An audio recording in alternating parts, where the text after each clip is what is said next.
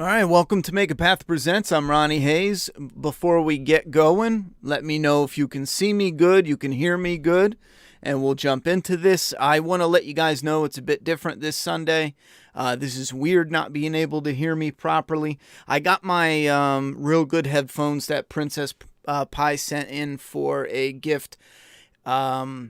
Set up for the Halloween Flaw vs. All review, and I just don't want to disconnect it because for some reason when you disconnect it, your computer tries to auto recalibrate all these settings, and it's like, bro, just chill, just leave it at what I set it at and fuck off, Anyhow, so I got that set up for Flaw vs. All, just so a little tease. Actually, maybe you guys can help me out. What do you think of this thumbnail? Call this number 1. You can vote real quick. Call this number 2. That's a pretty cool one. Call this number 3. What do you think? It's kind of breaking away. I like this artwork there. So that's number 3. That's number 2. There was one with Nick Castle. Yeah, right here. You can call that 4 or whatever. Go ahead and throw some numbers below. What one you think would stand out the best? I like this one, but I think maybe the leaves are a little too showy. Anyhow, this one's a bit different because I already did a review.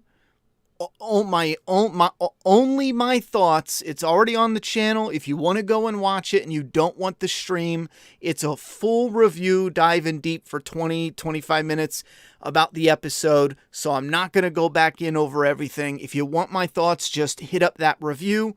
I was underwhelmed, so much so that the very next video I uploaded, actually I think it was the 2 days after I uploaded, because I uploaded a video making fun of the World Beyond premiere for season 2, which I thought was absolute shit.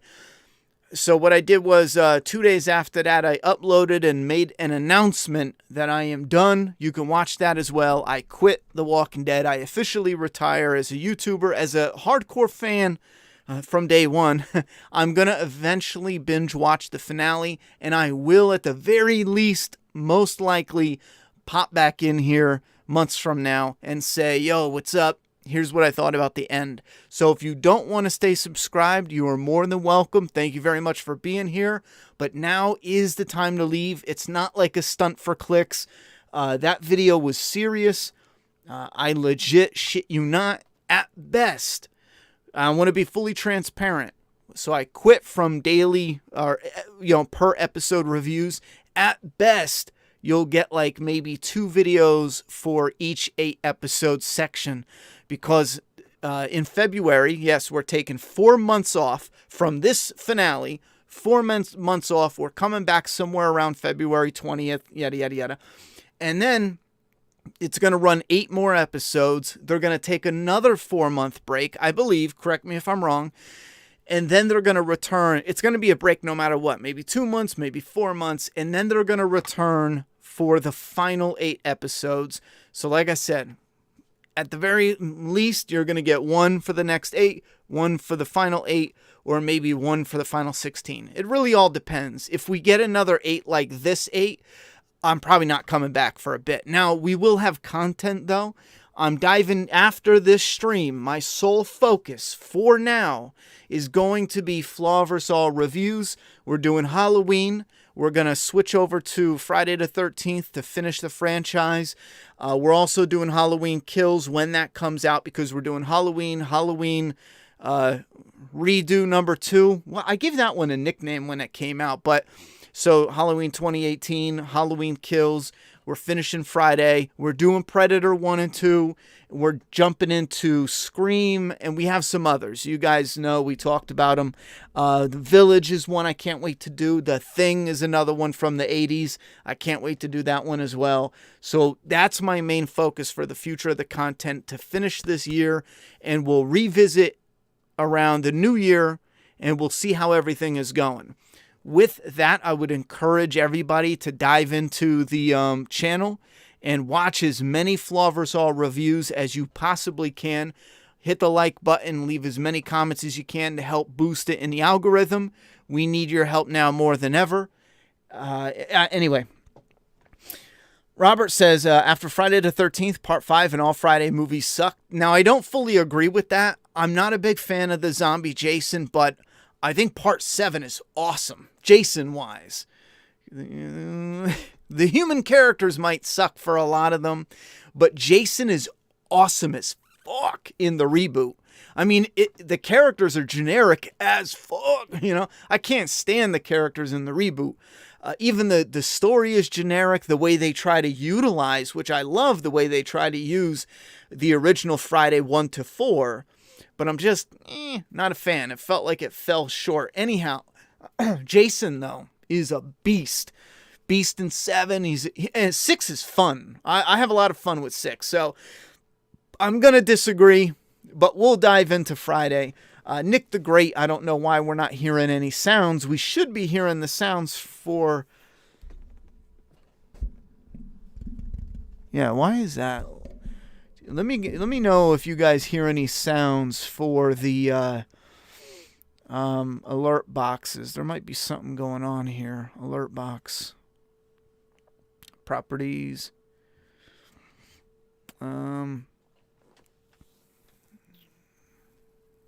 Where's the sounds? Damn, I don't mess with this enough to remember, like, quickly. Alright, let's cancel that. I don't know where the sound is, though. Son of a bitch. Yeah. Nick the Great with a $10 dono. Thank you very much for the support. It helps greatly. Besides seeing a still screen of Joel and Ellie, I'll wager the world building and the scenery will be better than The Walking Dead. I'll eat dirt if I'm wrong, but I doubt it. There's no way The Last of Us does not blow The Walking Dead out of the water in the visuals only, right? And I say that because the story's probably going to be tight. The visuals are going to be amazing because keep in mind, The Walking Dead on its best, episode spent only $3.4 million, which is good for what they were doing. They should have been around $5 million, to be honest, but at the very minimum. But The Last of Us is spending $10 million an episode. No sounds. I'm trying to, I don't want to stick on it forever, but let me try something else. Next time somebody else does it's hard. I don't know how to do this without, when somebody else does a donation, I'll be able to see if I fix the sound issue, but I won't know until someone else does. But maybe I could play this. No, there's no sound there. Properties. Let's try this. No, what is going on here? I think it's because, like I said, remember I unplugged the damn headphone? Every time I do, it sends the, wait. Yeah, it sends it all into a fuss. I don't know. We're just going to have to worry about it later. I would like the sounds to be on there.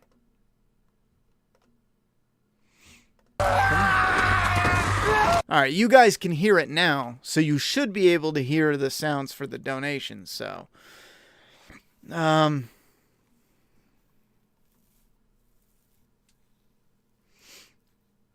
yeah, so a basic rundown if you missed my review. A basic rundown. I do want to talk about some other stuff, and then we're going to dive into the comments and kind of see where you guys sit with it. A basic rundown is the season finale. Thank you very much, Chad, for the $5 dono test. We're still not getting any sound with that. That's a pain in the ass. I don't know why we wouldn't be getting a sound for that. Oh, wait a minute. It was just delayed. We got the sounds back. I did fix it. Okay, good. I forgot it was delayed. See? Because I can see your post instant, but there's a delay when it shows up for us. Anyhow, so the finale was finally picking up. I felt like the excitement with the Daryl storyline, but it also got real muted in a way because he's not in danger. The only thing that left me excited was, okay, well, is he ruining this for Leah in a way where he's going to have to kill Leah right here? That was the only, oh no type of what's going on with Daryl. And keep in mind, it's no big secret. It's not going to be a threesome with Daryl, Carol, Leah going on their own spinoff. So Leah's not making it out of this. Daryl leaves his people. So Leah, the connection, Leah has to be the catalyst for what drives Daryl away. Or it's weird that they would set it up like that, but not capitalize on that. It doesn't seem to make any sense. It feels like it fits organically. Like it's already here. It's going to be the catalyst. But we got 16 full episodes. So obviously it could be the cracks that form in Daryl. Maybe it's Commonwealth that's the catalyst. But long story short, the intro with the whispers here was badass. Then it falls into stuff is finally happening, but we get that really shitty cliffhanger that is extra shit because literally 3 days ago, they put, Pope's death was absolutely stupid. It's like, Pope's death was one we should have seen coming. They're building Leah up. It's not going to be like the Daryl versus, this isn't the 90s anymore. It's not going to be like Daryl versus Pope. It should be Maggie versus Pope because that's what they're building up. Maggie's the strong female lead. But no, they throw it to Leah and she just stabs him like a sucker punch and like that's it. And it's done in a badass way. It's like, that's someone who saw you as family and not nowhere near a threat and you sucker punched him in the throat with a knife. So let's slow down. Let's calm down on the whole badassness of this all, Anyhow, so, what was I talking about before I got sidetracked there? So, yeah, and then the stupid cliffhanger. They did a trailer revealing the cliffhanger is stupid because Negan's fine, Maggie's fine. Did we see Father Gabriel? Father Gabriel doesn't even matter at this point as far as whether he's fine or not from the cliffhanger. I don't even think we saw him in the cliffhanger specific. He's still in the sniper tower, if I remember right. So, yeah, episode 8 for The Walking Dead, the finale, was a wet fart. Nick the Great. Now, here's where it gets tricky. I want to be fair. There was a lot I was enjoying. If episode 8 was like episode 3 or even 4, I think I would have been on fire for this finale. If they could have condensed all that nonsense like a motherfucker into 4 episodes instead of 8, I think, you know what? Trim the fat, get to the point. I think I'd still be in it for this season. And I'd be like, yes, But the fact that they're dragging it out, I can't enjoy The Walking Dead anymore, episode to episode. It's a chore, and I refuse. I want to focus on something I love that takes a lot of time. And some might hate me, and 160, I think, unsubscribed with my I Quit video, which is absolutely fine. And to be honest, it's what we needed. That was part of the plan, and that's one of my ulterior motives for making that specific video. The reason being is I was studying the analytics and I kicked them over to people that are smarter than me that deal with analytics. What seems to be happening is when I do Walking Dead videos, subscribers, what they'll do is they'll watch it instantly, immediately. They'll watch more of it quicker. They'll hit the like button more. There's more engagement, more involvement. So when I do something that's not Walking Dead or maybe like an older, something that's got a little more passion that I want to get into, less people watch it as quick. They might take their time to get to it. So what YouTube is doing is saying, and it's showing us on our end as creators, it'll show you your stats and it'll say, listen, like for Friday, the Flaw vs. All, YouTube tells me, hey, the Friday video, people aren't picking at as much. Maybe change the thumbnail. Maybe consider not doing that topic anymore. So what they do is they'll take like my most recent Walking Dead videos and they'll take the Friday and they'll bump it all the way down and they'll bump the most popular Walking Dead ones up. So as I'm breaking my ass doing 40, 50, 55 hours of editing for these Flaw vs. All, trying to like grind it out in like 2 weeks to get one video edited like a full-time job, those take a lot. So I put all that work into the Flaw vs. All, and because the channel is split right now between the, the Walking Dead only people and then the people who will watch both, it's pushing the Flawverse all down. It's not getting it put in the notifications, and it's not fair because it's keeping that from growing. So I firmly believe this break will help tremendously, because if there's no competition, if the old Walking Dead videos don't get any play because The Walking Dead isn't new anymore, because once The Walking Dead episodes are done, people don't watch them as much. So what happens is we're going to bang out Halloween redo number 2, Halloween Kills. We're going to go back and do Friday 6. We got Predator 1. So October, November, December, come January, I am hoping we are hitting a bottom number of 5,000 views per video for the Flawverse All.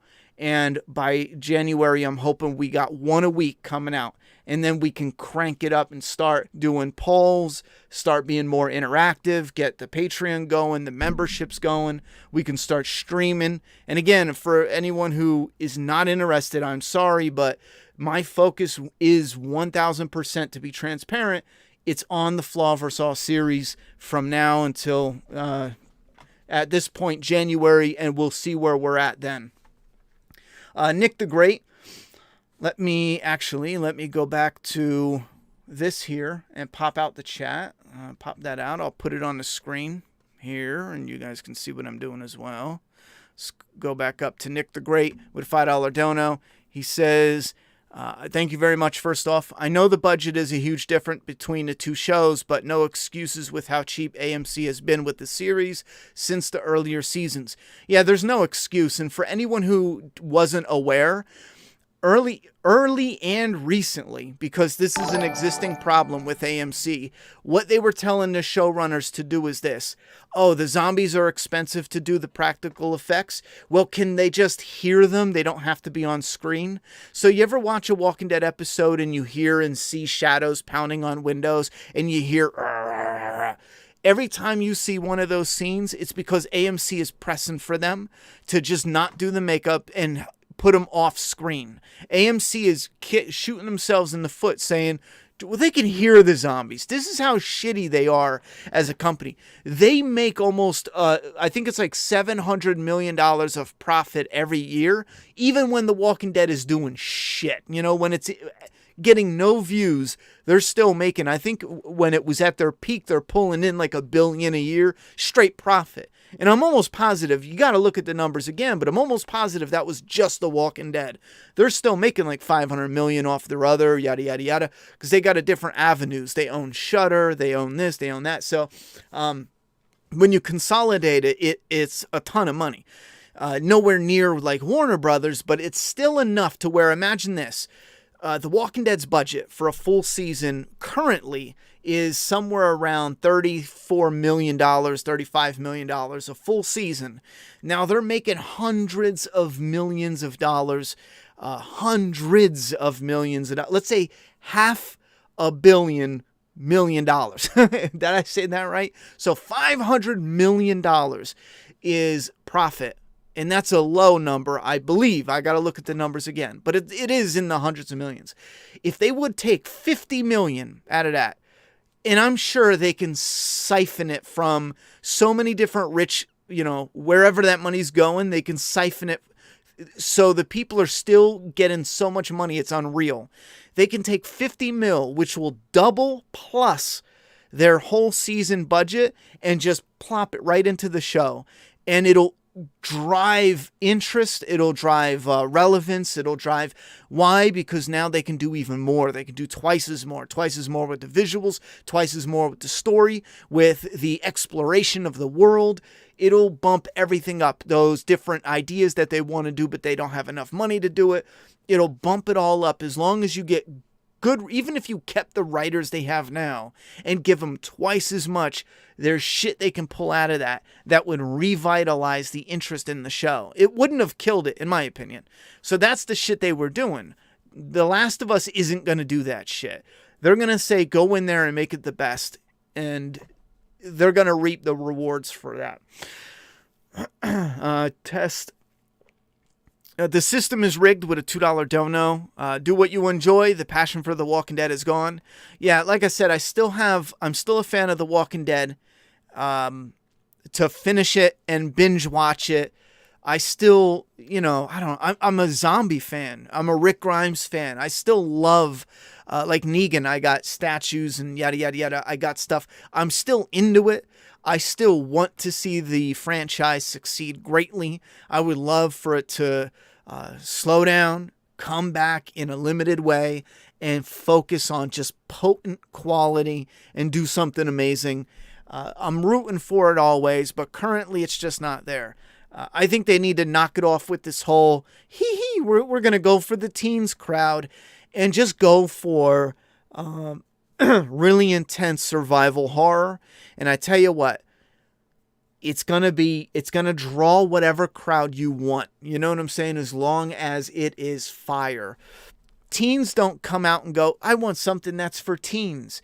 Teens are usually latching on to something that's a little more elevated for them because there's that curiosity. 10-year-olds are interested in 11, 12, 13-year-old range things. They have that eager to grow faster than they are intellectually. The curiousness, they're always trying to go above. So when you take an 8-year-old, often, not always, and you feed them stuff that's for like 7, 8, 9-year-olds, sometime, in a great way, I feel you stimulate their mind with something, their interests a little more with things that are, 8, 9, 10. You kind of give it that range.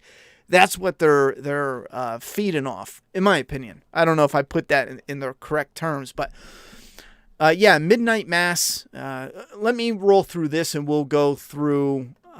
There's a straw poll for the finale. I'm going to copy the link. I'm going to put it in the chat right now. You guys can go ahead and vote. It's in the video description. It's in the chat. Oh, we got a member of the Map Mob, Soft Batch. Thank you very much for becoming a member of the Map Mob. Now, we're going to take a little bit of a break as far as memberships are concerned because we're going to be taking a break for a few weeks doing streams, but membership is going to be important. That and Patreon supporters, because when we come back, we're going to have editing streams, and some of it will only be for Patreon and memberships. It's all in one. You know what I'm saying? So it's not like we only have membership once and Patreon once.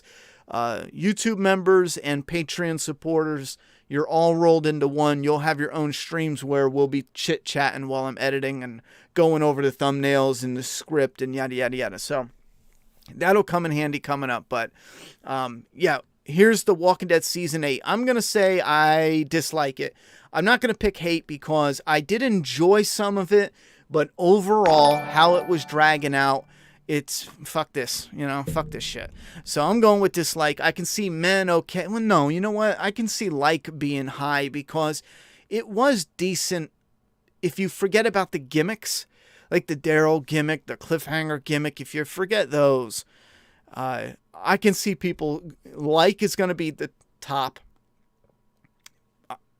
It'll be like, love, meh, okay, dislike, and hate. Or like, meh, okay, love, dislike, and hate. That's my prediction. Show results. Meh, okay is in the lead. Okay, well, the vote's got to come in yet. We'll see. There's no love on the board at all. Okay. Or maybe you guys didn't like the finale as much as I thought you would have. All right, so let me go to the super chats real quick and we'll go back over. Nick the Great with a $5 dono. Thank you very much, Nick. Also, I want to hear your thoughts on the Sopranos prequel. I thought it had some fanfare, but overall so disappointing. That's a shame that it's disappointing. I know I'm going into the Sopranos prequel a little different. I'm not going in for a big beginning and a big ending and woo. I'm going in for, I want to watch this little period in time, a little slice of life with Tony Soprano, Dicky Moltisanti. I think Pussy's in it. Pussy Bumpancero. Am I getting these names right? It's been years, but Sal. Just I want to go in and see a little bit of slice of life. I saw one little split scene with the Pussy actor, and it seemed like the casting was great. So I'm excited, but I'm not expecting this big Michael Corleone setup with Tony. I'll be real with you. That's not what I'm expecting. So I don't know. I hope it's just that. A nice little slice. Because if you remember the stories from, we should see how they tried to knock off a card game and then, yada, yada, yada. I do want to know a little more about the Nicky, whatever, Moltisanti, Chris's father. Was it Chris's father? Because there was a little bit of oddity around that in the show where Chris went to whack his father's killer. Anyhow, Nick the Great back again with $5. I don't know what the dealings were with AMC and Kirkman, but The Walking Dead needs a new sugar daddy who would put more money in the series instead of milking it. Well, the Kirkman is out. He's not a sugar daddy. He's not a shot caller. He is, and I don't mean to be mean, he'll probably tell you this honestly himself. The way it works is AMC bought the rights and they have full control to not even let him on set. However, for the property and for the fan base, it makes sense to make it seem like Kirkman is right there with them in the creative room. He's given them, because if you love the comic and the creator of the comic is, visiting set, going to cons, imagine if they shunned Kirkman. There would be this huge disconnect between the fan base and the show. So again, it makes sense for them to just bring him along just for that alone, just the optics. But outside of being a producer and whatever, like Kirkman he's not the money man. He doesn't have pull like that. I'm sure he can, he can throw around ideas, especially if he's friends with the creative team, throw around some stuff like that. But yeah, I don't see him being a money man in that sense. So Kirkman is out. I think it's up to AMC and their shareholders and however that, because they have their meetings and whatnot. I think it's up to them to sit down and be like, we need to do something, like for real, to pump this up. Because I've listened to some of their, or read the transcripts of some of their, is it the shareholder meetings, whatever it is. I've listened to some of that, and honestly, if I was one of them, I would be like, just, will you stop blowing smoke up my ass for 1 minute and just tell me the truth? I mean, they're talking about, and this is like AMC telling them, oh, we got projections, and some of their projections they did hit. But what I'm saying is they're talking about how like the story creatively is going to kick off this other thing, and they can use that to kick off this, and yada, yada, yada. My whole thing is I would stop them and be like, listen, a lot of people are making fun of this show. It's not what it used to be. What are you doing for the quality? Because without quality, you're not going to make as much money. Period. That's one thing I don't understand. There has to be something I'm missing, honestly. You know what I'm saying? Because I don't understand how it's again, I just don't. That's a part of the business I would love more information on. How do you go into something where quality is important in making the most money, and it takes a little bit more money to make it, sure, but how do you sit there and give it as little as possible? Is it just because it's making some money? Because I did have someone in the industry tell it to me like this: you bounce to what's hot. So Walking Dead comes out, you milk it. You're like a leech. You milk it. You give it as little money to grow, as possible. You milk it for every million it's worth. And then when it starts to flounder, you just move on to whatever the new hot thing is. Now, I don't know how that breaks down, but I know AMC will always, own it. But I'm talking about the money men. So they'll jump on to whatever is the new hotness. They'll get in that racket, yada, yada, yada, pull out, I don't know. There's still much more I would like to look at as far as that. But straw poll, we got meh and ok's in the lead. We still need some more votes. I do want to say, if you go over to Netflix here, Squid Game.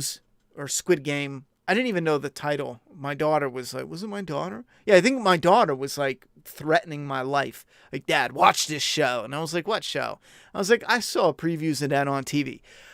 Squid Game is fire. I didn't like the ending, but the ending wasn't like, oh, I hate this. This is stupid, whatever. The ending was just like, I had a lot of fun through all of Squid Game almost. up until the end where I was like, nah, I'm not interested anymore. And then like the very, very end, I was, I don't care for that. It just felt like they were trying too hard to do to tease like a second season, and I was not interested at all. I'm interested in a second season, but you'll have to, if you finish it, you'll have to see what I mean by how they were teasing a second season. Another one is Midnight Mass. Here's Squid Game, just to give you an idea. That is Squid, right? My eyes are seeing Squad Game for some reason. Midnight Mass is another one that go in knowing as little as possible. I give it a recommend. It has problems, but I had a lot of fun with it. Some parts are a little too talkative where you start nodding off like a junkie. You're like, will you just shut the fuck up already and get to the damn thing? There's some parts where it's like, whew, that was bad. And then your brain starts calculating stuff that people could have done instead. And you start going, there's one scene in particular where I literally went, I had this reaction. I was like, wait, why is he doing that? Oh, that was tight. Wait, why didn't he just do this? It's like, imagine something disastrous, spoiler free, happens, and the guy is like, oh my God, and chops off his arm, and you're like, holy shit. And then you thought about it and you're like, wait a minute, he could have just chopped his pinky off. It was something like that. It was that type of thing where it was like, he chopped off his arm when he could have just cut his pinky off. Well, what the fuck? But it was still a badass moment, but it has a little stumbles in that way, but I still enjoyed the shit out of it. And the ending, I was a little mixed on. I felt it was drug out in some areas, rushed for an ending, and then kind of felt like it didn't know how to end itself. Weird. I got a weird feeling from the end. They ended it, but also maybe more, maybe there's more. It's like, it's definitely an end, but there's those little hints. I don't know. And then this one I might spoil because this is dog shit. I started watching this because someone said brand new slasher on Netflix. Okay. Now you go into Netflix, it's either real bad or real good. So I was like, there's someone inside your house? And it had a neat idea where people print the faces of the people that they're killing. And I've talked to you guys before about a horror book I wanted to write and even make a short movie one day called He Wore Her Face. And it has nothing to do with wearing skin. That's the first thing people think of. But it has something to do with the guy wearing the girl's face, or the killer, I should say. But the killer wearing the girl's face. It's in a specific way, though. Again, I don't want to give it away because I still want to put that out there. And it's not skin. It's not yada, yada, yada. So that part I liked hearing that. And it's different than my idea. So I was like, okay, that's similar. Let me check this out.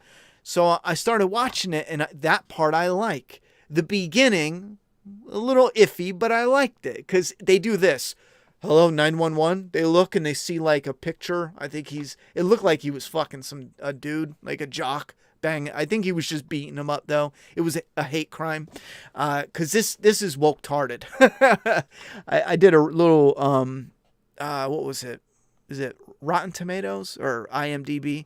I wrote a little summary review and I didn't know what to call it. It's woke-tarded is what I came up with, which is stupid, but that's the point. It's, it's meta. Anyway, so he looks over and he sees pictures, and this is in the very beginning, and he's calling 911, and it's a house phone, and then everyone has house phones, which is weird, but he puts the phone down. Cops never come. Cops are not even in this, even when they should be. Like, they burn down half the town. There's no cops. They hire private security. They're not even there. Because let me ruin the fun here. A psycho Democrat wrote this, and I hate the politics of it because I'm in the middle. I hate idiot Democrats. I hate idiot Republicans. I just want them to run the country the best way possible. I hate the party partisan party bullshit that goes on. But when you get people that are crazy for just one side, you get, especially in entertainment, they put this in there where farmers, for some reason, Democrats hate farmers. And I'm sure there's some bad ones out there, but the majority of them get up, mind their own business. They farm their land. Their money's in their land. Money-wise, they're not even too rich, but they're doing good, A lot of them even struggle year to year. It depends on crops and what's going on. So, but the farmer, get this, is like the big bad. And this isn't a spoiler. I'm just saying in the community, he's like the big bad guy ruining the town. He's like the evil farmer. He's like this corporate guy. It's like, I've been into some country-ass places. That's not what I've never seen a farmer like that. I don't know. But it's written like that. The cops are incompetent. The farmer's the evil. But here's the kicker. The killer in There's Someone in Your House. The killer is, and I shit you not, literally white privilege. When this happened, it actually kicked a laugh out of me. I was sitting there watching this and I'm like, it devolved into some ridiculousness where a lot of this stuff was happening. Like, there was an argument a while ago. We saw it on Twitter popping up a couple years ago. Not enough women in NASA. And so a lot of people made a big fuss about it, blah, blah, blah. That's why, if you're into video games, I never said anything about it, but that's why Ellie from The Last of Us, she has that little NASA. She's in the NASA in the game. This is something that, people in the entertainment industry, as soon as they hear these bits and bobs from places, they got to put it in the game, I know there was one... I'm not even going to talk about it because it was funny. It was something where it was an actor from The Walking Dead. They were like, there's not enough women in this like political position. And when I researched the position sucks. It's like, I'm surprised anybody wants that fucking position. But my whole thing is, if you're not going to quit your job and do it, why don't you fall back a little bit? Maybe people don't want the job. We should open up avenues for as many of the best qualified people for the job. Yes. But let's not pretend like there's some shit jobs out there that some people just get stuck with. But NASA was a funny one. So you get a character in this where the movie stops a number of times to highlight this character. I guess got accepted in the NASA, and it has nothing to do with the movie. But again, it's so ridiculous. But they even say it. The killer at the end, it's like... And it's not even like white privilege is, they don't even take a harder route and take like a poor struggling white kid. They take like a rich and privileged kid. And they're like, they're like, he's yelling at everyone. And it's like, about your white privilege. I forget the dialogue. It was a hoot. But it's woke-tarded as hell. Robber Gremlin, a regular Gremlin, Stripe. What are you guys talking about? I see Gremlin. That piqued my interest. I want one. Yeah, NECA did something new with the Gremlins. The comic was terrible at this point in the show anyway. Yeah, the comic was terrible for Commonwealth. I'm really going to miss these weekly live streams, bro. The past 4 years, you've been my version of The Talking Dead. Yeah, I really do apologize. I know people were like, dude, it's the last 16, but I can't do it anymore. And a big part of it is just the negativity around. I'm just not enjoying it. My streams are not going to change. The show's not going to just suddenly get amazing. It's just not going to change. Plus a big part, when I saw the analytics and we paid attention to the analytics, like I said, for years now. It's been like 2 to 3 years. One of the number one problem is YouTube kicking the stuff I'm trying to do as a passion project.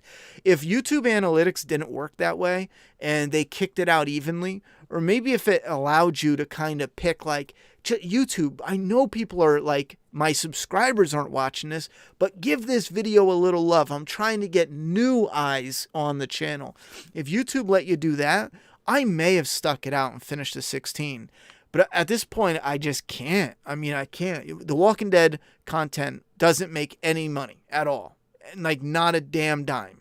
Maybe through the people who are supporting through Patreon. Right now, there's like $160 a month in Patreon. That's the only thing that this channel makes month to month. Unless there's a couple bucks coming in for a stream. I know this week the videos did real good. I think they pulled in like $200 in ad revenue just because I had some bangers, maybe in the past 2 weeks. So it's just not working. Bouncing between both will not work because imagine, we have 4 months, right? And then we have 8 weeks, and then we have 4-month break and another 8 weeks. Meantime, that entire time, the content I'm trying to get noticed the most, the future content on the channel is constantly being suppressed because of the way the algorithm is picking the hot stuff from the subscriber count. Because like I said, immediately when I do the Walking Dead stuff, especially an early review, like when I reviewed the finale early, it was exploding.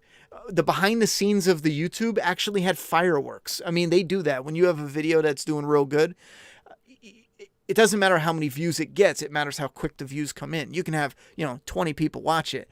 If they watch it instantly, if you're a small channel and you used to get 20 people in a day and you get 20 people in an hour, your little analytic has fireworks when you refresh the page. It's kind of neat. But that's how YouTube knows what to pick. And I just can't fight it for 8 weeks or 4 months, 8 weeks, 4 months, 8 weeks. I just can't fight it. I want the Flawverse all to get my full attention. I want it to be the future, and I want it to be the future now as far as the work I'm doing on it. And then we'll just talk about The Walking Dead when it wraps up more in a row. Grave Encounters. Let me get this shit off the screen. This shit is shit. Let's see the poll results. Meh. I do want to put this back up. Yeah, let me see if... this is a new one. I like this one. I like this one. This has a little break in the thing. That doesn't look good, though. That's something that I do too much. If you look at the screen right here, here's all the times I re-edited this, whatchamacallit, thumbnail. Here's the thumbnail but broken. I tweaked around with it. Then I added shading. I didn't like the words. I played around with the words. Here's another version. Here's another version to make it simpler. The leaves were too bright on this, so I faded them later. I'm going back. This one I thought was real cool. I like having Lori here faded black and white. Michael faded black and white. Actually, I really like this one. I might end up using this one. It's not as distracting as the leaves. And I might use the leaves in the video itself. What's going on here? Oh, yeah. All right. This is for stuff I can use in the video. These are good. I like that one.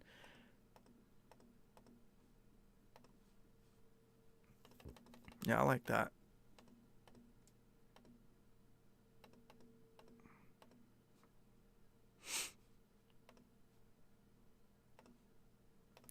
Where's that one I said I like, though? Yeah, I do like that one. Grave Encounters, solid, seen it. Are you talking about the old one? If you're talking about the old one, I'm pretty sure. This was my dono question. What's worse, Negan meeting the group cliffhanger or 8 cliffhanger? Negan cliffhanger. Twice as bad. This cliffhanger felt like they wanted to tease, and I'm sorry, gullible, naive, some people that are, and I don't want to say it like that because I've sat there with people that I know are really intelligent, and I'm talking like in school, in common sense, like they're really intelligent, but when they sit down, their brain just absorbs entertainment as like something fun for the split second.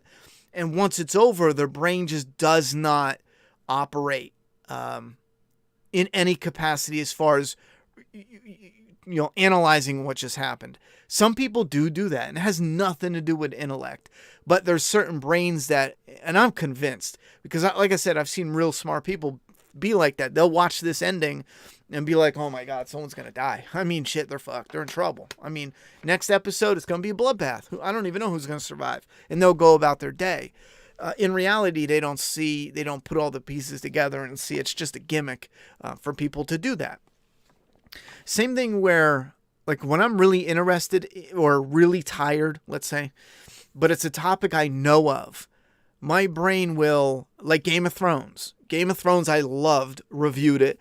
The final episode gutted me, to where I didn't even, the final few episodes, to where I don't even like the series as a whole anymore. And that's because it dealt with something of a prophecy that ran throughout the whole series. So when I talk about Game of Thrones, my brain knows the character names. My brain will not even try to burn a lick of energy trying to remember the character names, the story, not properly. Because again, it functions that way. It's just like, well, I don't care. It won't use any. Same like these people. They'll watch the ending and be like, oh, someone's going to die. Not at all. Maybe someone that doesn't matter. Elijah. I mean, he shouldn't die, though, because he should tell Maggie that Negan saved him.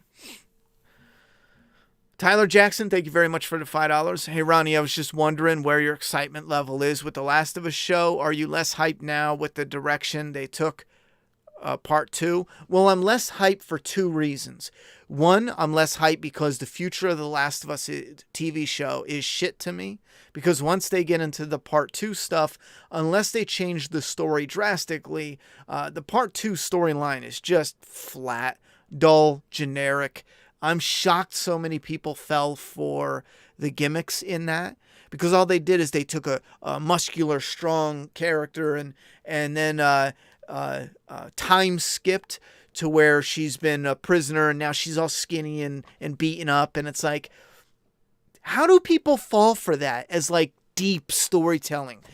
If I took you out into the woods and I showed you like the ugliest creature that was going to bite your face off, and I said, shoot it or you die, or anything, just shoot it, you would shoot it, right? Because it's vicious, ugly, spit, drool, it's even throwing up on itself. I don't know. It's even got a big dick. It's coming for you. Teeth, a big dick. It's going to get you. You're going to shoot it. No problem. But if I took you to the woods and I said, you got to shoot this little cute puppy eyes, he's whimpering. It's not deep. It's a trick. And that's what they did throughout part 2. And I guess, I don't know. Sometimes I feel like a majority of like online gamers, I'm talking about YouTube reactionary gamers, are like stunted in a way, like emotionally, intellectually. So I just feel like it's easy for them to sop that up. Like, oh my God, For me, it worked when you see it. You recognize the gimmick. You recognize the trick. But it worked. It was like, oh, okay, badass, this, that, and a third. But then when you start beating me in the head with it, and it works in multiple ways. And again, it's clever in some ways. It's clever in this way. Hand-to-hand combat with Ellie for the finale of the game. It's clever for her to be a prisoner and lose muscle mass because it's not realistic for Big Abby to beat Ellie's ass. It's not real. Abby beats her ass. It's not realistic for a fist fight, one-on-one. Not hiding and stabbing and yet one-on-one fist fight, Abby's going to rock her world. So what do? She's a prisoner. She lost weight. She doesn't have the muscles anymore. Now it's a fair fight because now Ellie's been on this hunt. She's built some muscle. She's got hate in her heart, revenge on her mind. She's built up some muscle. The other one lost some muscle. It's a fair fight. But to get that emotional manipulation, they have to do something. She's starving. She's been beaten. She got put on a cross. She's thirsty. They load it all up on you. When you compare Ellie running into Abby when she's healthy at her prime, what was your thoughts then? That's the emotional manipulation. And then you compare when she's been a prisoner, she's weak, she's tired, she's thirsty, her hair's all butched. They went above and beyond making her look like a puppy. Compare when you were Ellie and met Abby when she was buff, and then when you met her when she came off that stick. But my excitement for the show. I don't mean to be mean, but they butchered the casting for Ellie. I'm sorry, it'll never work. If it works, I don't know. I'll eat grass. I don't know. I'll do something, you know.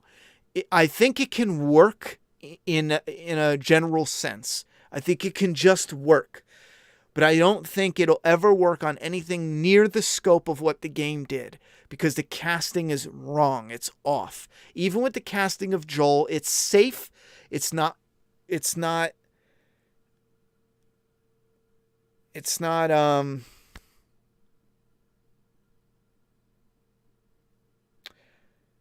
what's a good word for it? I wanted to say captivating or yada yada. It's not as risk-taking, or I don't know. There should have been an up-and-comer, lesser known. It should have been that like an Andrew Lincoln was to Rick. It should have been that person with the talent that is in stuff, but you just don't. They just need that break.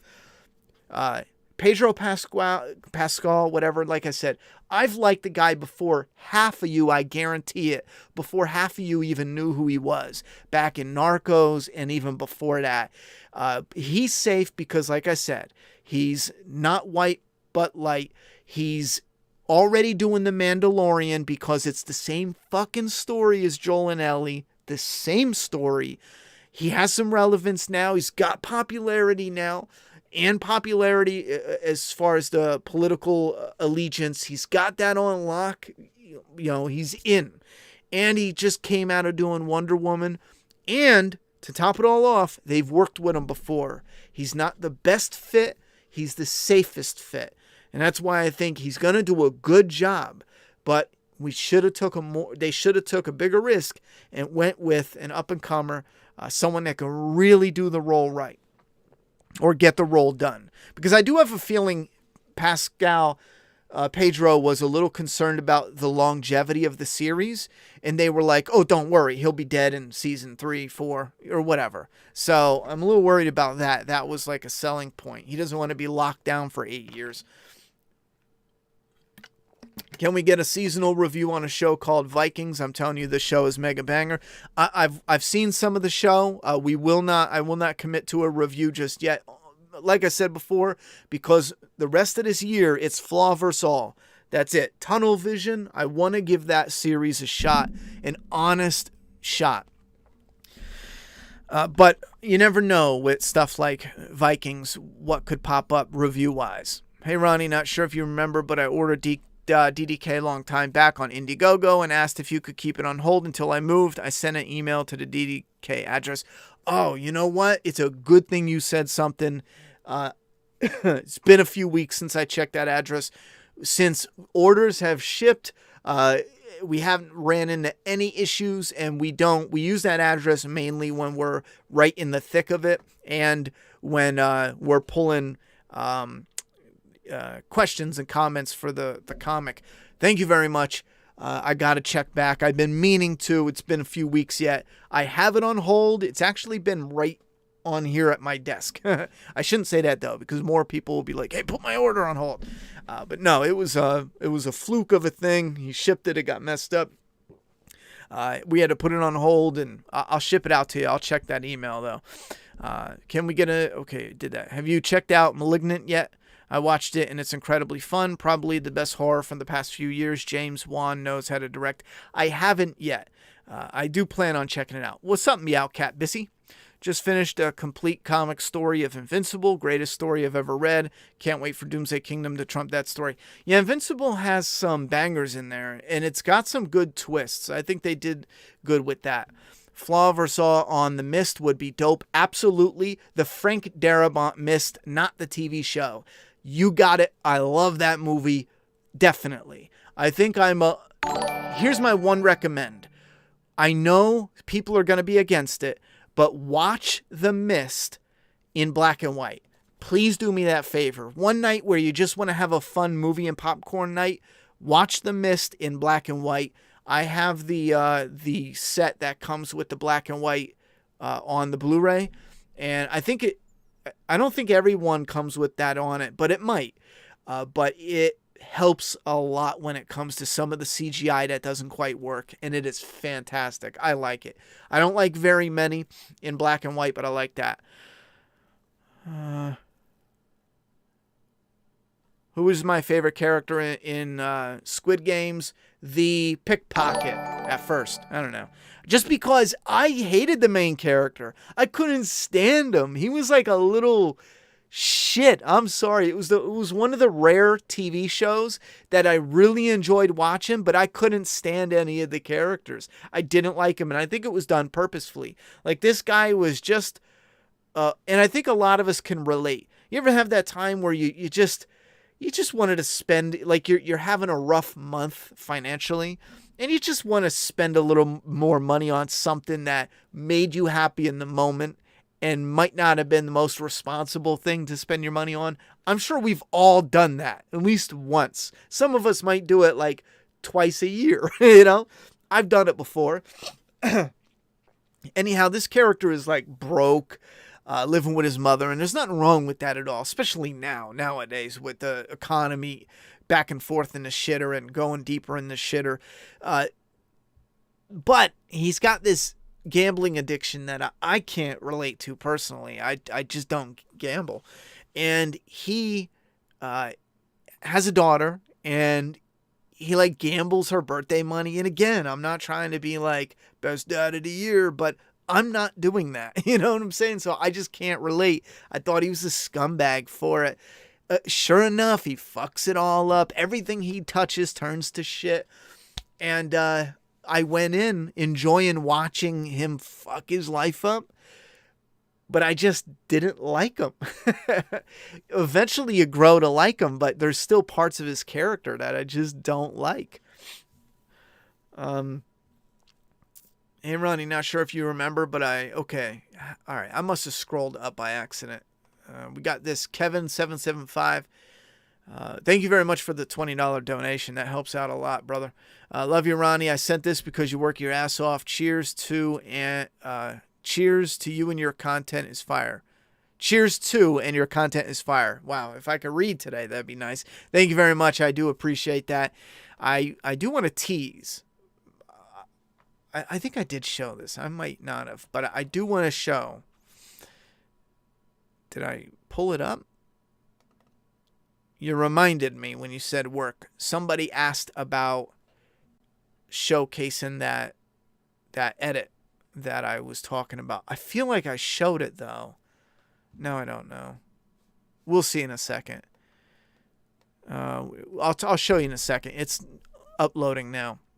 Have you checked out? Okay, I already did that. Sup, Ronnie? Complete comic story. Flaw vs. All the Mist. Will we ever find out the group Michonne was following and where they were going? Well, we know it's not the perimeter. I don't know why. I got like 10 emails about, or messages, I'm sorry, private messages about, Ronnie, is Michonne at the perimeter? And I'll be honest with you, I don't know where the fuck that comes from. I asked people, I'm like, what? In World Beyond, the perimeter is there before the world even turned to shit. They talk about it, which means, let me pick the right one, which means, no, Michonne ain't there. Michonne linked up with like a traveling community. The perimeter is nowhere near as big as what Michonne linked up with. I don't understand. If you guys can help me why people think Michonne's with the perimeter, I don't know, but the perimeter's been there since before the world fell, and then again after the world fell, the CRM showed up and yada yada yada. What was that? Oh, shit, what happened? Some of these files are offline.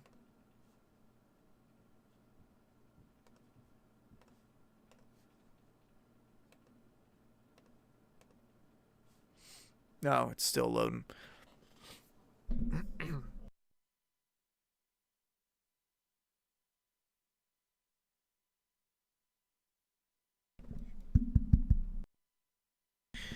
Yeah, it's very, I can barely hear. I can barely hear my own voice with these headphones on.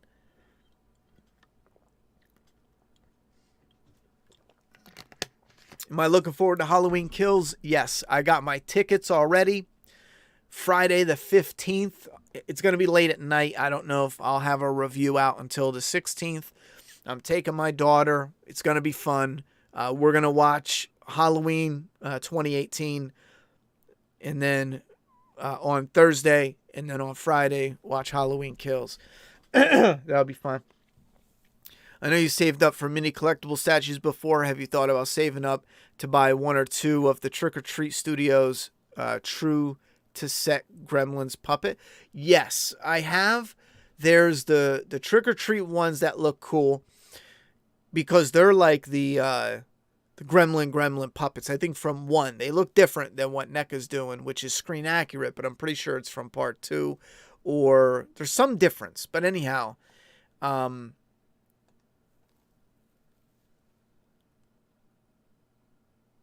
NECA makes ones that I was interested as well. So eventually, but right now, I'm not buying anything until after the holiday. We got a vacation coming up. The family's going to take with cousins. It's for the kids, but it's going to cost us a lot of money. We're doing that in November. We have Christmas right after. So I am done. I am done buying, shutting it off until maybe January, February. I really would like to get a 4K TV, though. That's one thing that's on my list. I got a 4K player now. I want that TV. I want to watch Predator 4K, Thing 4K, Halloween 4K, some of the older movies in 4K. Here is, I think I showed this. Here, let me do this and then we'll do that. The Last of Us 2 was a hot pile of dog shit. I agree. What do you think they will end up doing with the one Reaper that's always being an asshole to Daryl? Don't know his name. Well, they're going to use that against the Leah character for something. AP, no, there's no after party stream. Juliet's in school now. It's a school season, so staying up like it's the summertime isn't going to fly. I got to wake up every morning at 6:30ish at the latest and get my day started. I can't be streaming till 12, 1, 2 in the morning. It's just not summer anymore. But sorry. Thank you very much for the donation, homie. Gimple is on Talking Dead. Beat me in the head. See what it did there, Ronnie Golf. Yeah.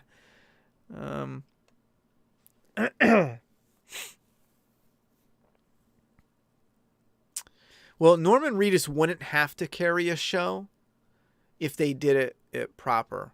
If they did it with Norman Reedus plus the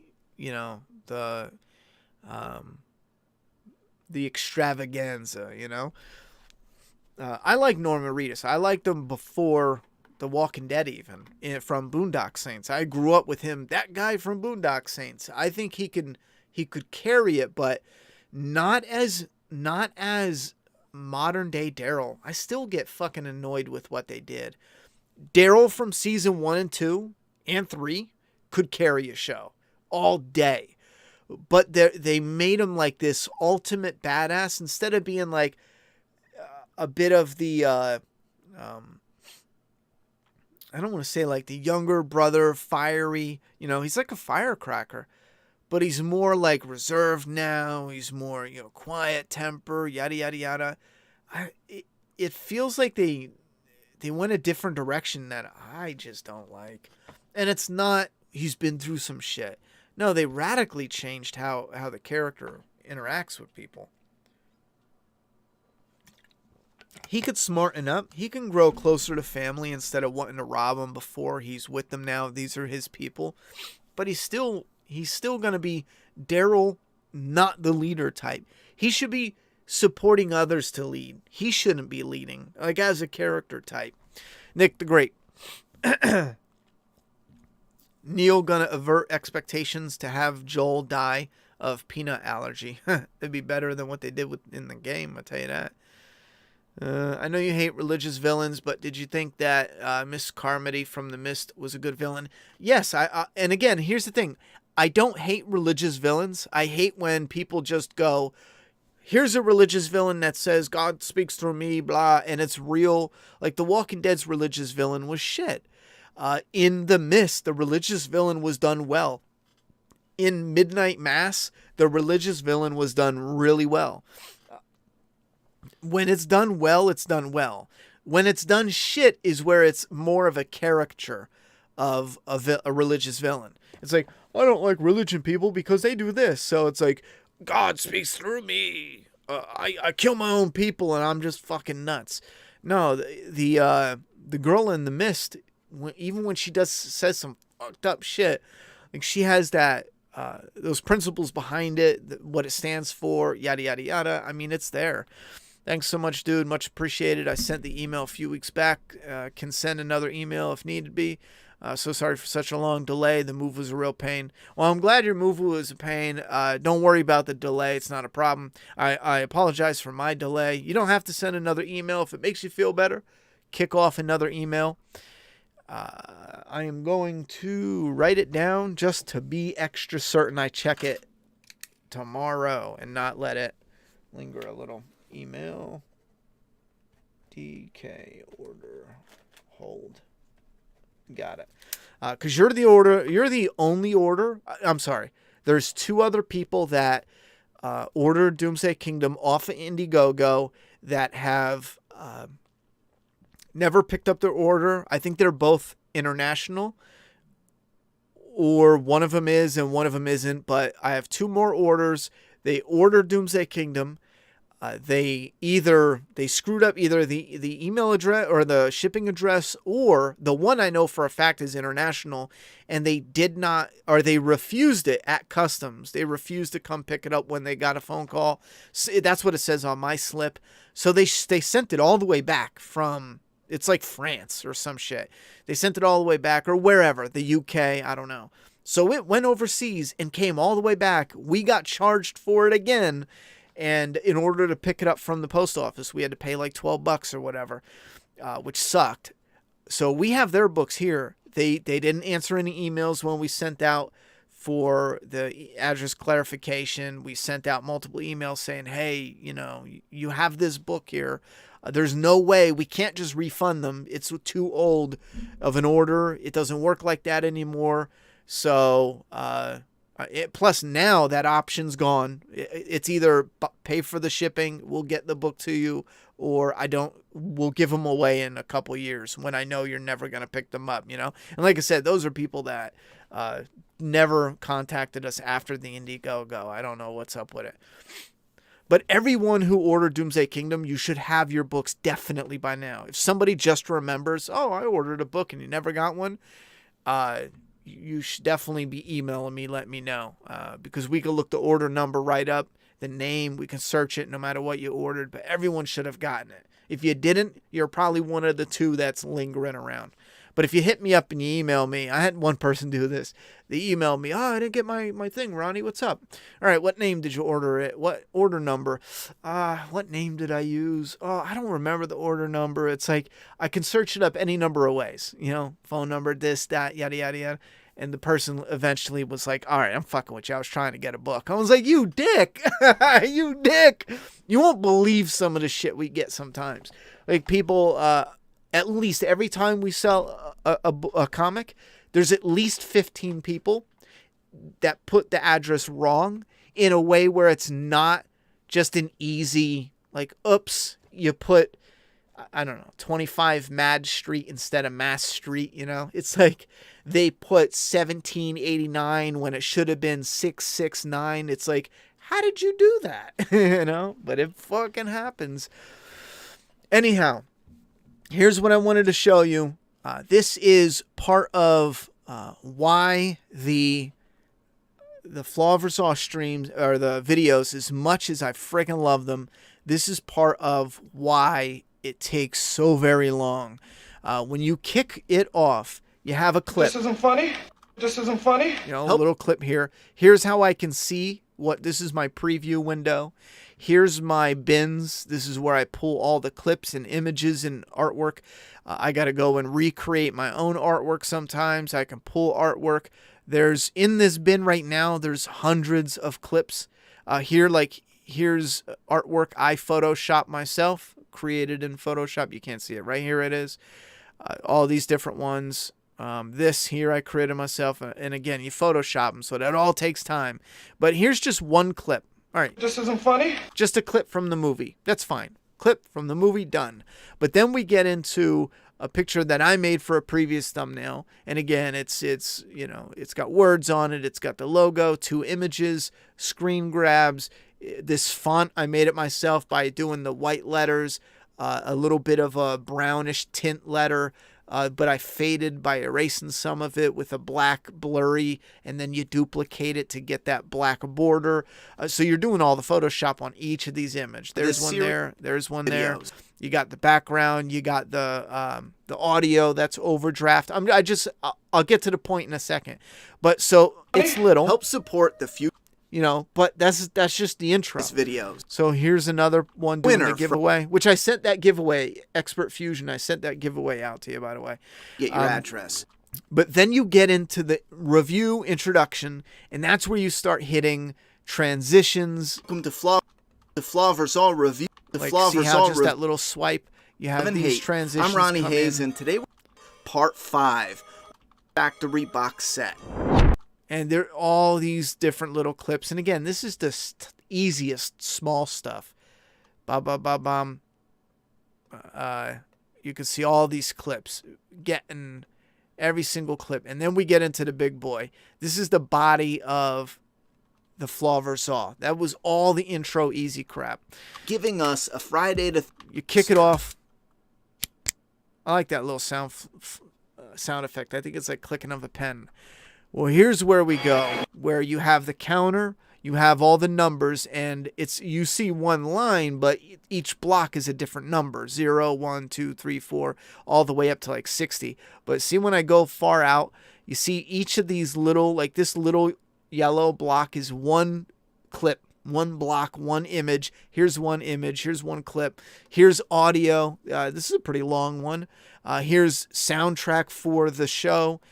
This is music for the background. Here's the soundtrack from the show. And then when you go out all the way, you start seeing how mammoth this bitch is. There's over 2,000 different edits in this one. I almost was like, I guarantee there's 4,000 edits in total to get this project done. And I bet you any money I'd be right. Because even when you go down here to start break it down, like when you look at, like, that's just the one video. Holy fuck. And part of it is my fault. I came up with a plan to condense some of the explanations. But some people were like, oh, Ronnie, why did you say this instead of that and this instead of that? And it's like, well, I don't think people are realizing it's getting a flaw or an awe, but it's not only because of what I said. What I said, if you just listen when I'm talking about visuals and setup and payoff and blah, blah, blah, blah, there's more to it. It's everything involved. It's a little more in depth. So it's hard. If I was to explain everything in detail, it'd probably take 2 hours to do, a flaw and awe. So some of them I'm just going to have to bite the bullet and do small explanations. But it'll at least keep them around 20 minutes instead of 30 minutes. But sometimes it's unavoidable. But yeah, look at that shit, man. Look at all those edits. That's incredible. You zoom back in, and again, they're all little clips. My editor won't even play. The preview is so slow. Next year I need to upgrade this computer. Preview's so slow, it won't even play the clips fully. If you let it rock out, it'll just... I'm pretty easy to please when it comes to picture. It's ridiculous here. Jake gets killed the same way. Yeah, edited this image. Let me go see what you guys have to talk about. Half of you probably don't even care, but I know someone mentioned it and brought it up, and I figured we would get it out of the way. Because that's what's going to be in some of the editing streams. There's a lot there, but I always get questions about the editing process. That's a little look behind. Daryl became a total bitch after Beth died. Yeah, Sebastian's a bit of a dick. Let me see what we got. Sebastian, a young version of Gregory. in a way, it's in that it's like a cousin of Gregory, but he's more like just whiny baby. Yeah, more like a baby. How would you feel when The Walking Dead is over? I would angry but sad. Big question. How would you... honestly, at this point, right now, relieved. It's just done. When I made that video and I was like, yo, I officially, it's done, you know, and I retire from being a YouTuber, I honestly was relieved. I mean, it might feel like a small thing, but because before we used to do daily Walking Dead videos, so it would have been a big deal before. But because the last couple of years I cut out prediction videos, 1 year, I cut out theory videos and yada, yada, yada. I think we cut out theory first 1 year and then prediction the next year. So I tapered down over the past 2 years. It feels like nothing because we only do one video. But for me, it's like a big thing. It's like, well, that's completely, no matter what is going on with The Walking Dead, I am totally done. A new trailer came out. For a second, I was like, oh, we got to talk about it. And I was like, no, I don't. We're done. And I'm only going to focus on something new. And I felt relieved, you know, and that's because I haven't been enjoying the show. I'm just not liking it.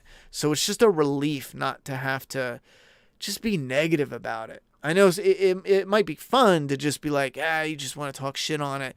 I don't enjoy talking shit on a show I used to fucking love. You know, I don't like it at all. There's times where I do a stream and I'm just being honest. And the next day I woke up like I got drunk and you know, fucked the ugly bitch at the bar. You know, I have that like shameful feeling, and it's like I just talked shit on, you know, the show I used to love. I just, you know, and I like it now. Yeah, I went from prison to an IT. Honestly, if I dropped the channel and just got a job doing editing, I would probably make a fucking buttload more than I do now. It might not seem like it, but I've learned a lot over the years of editing. Even when it comes to a YouTube channel that's doing a lot, but it's the majority of it, like bigger channels, 95%, I don't know, but 95% of the big channels out there, if you show me the editing, it's probably stuff I could do in my sleep. And that, again, that's not bragging. That's just because I've been doing it for 8 years, 9 years, playing with the transitions and, I mean, everything when it comes to the effects, getting into incorporating some of the special effects. That's a bit different because I've never had a computer that was able to handle it. But as far as like just strictly editing a YouTube video, I can do them in my sleep. It just matters on if I have enough time.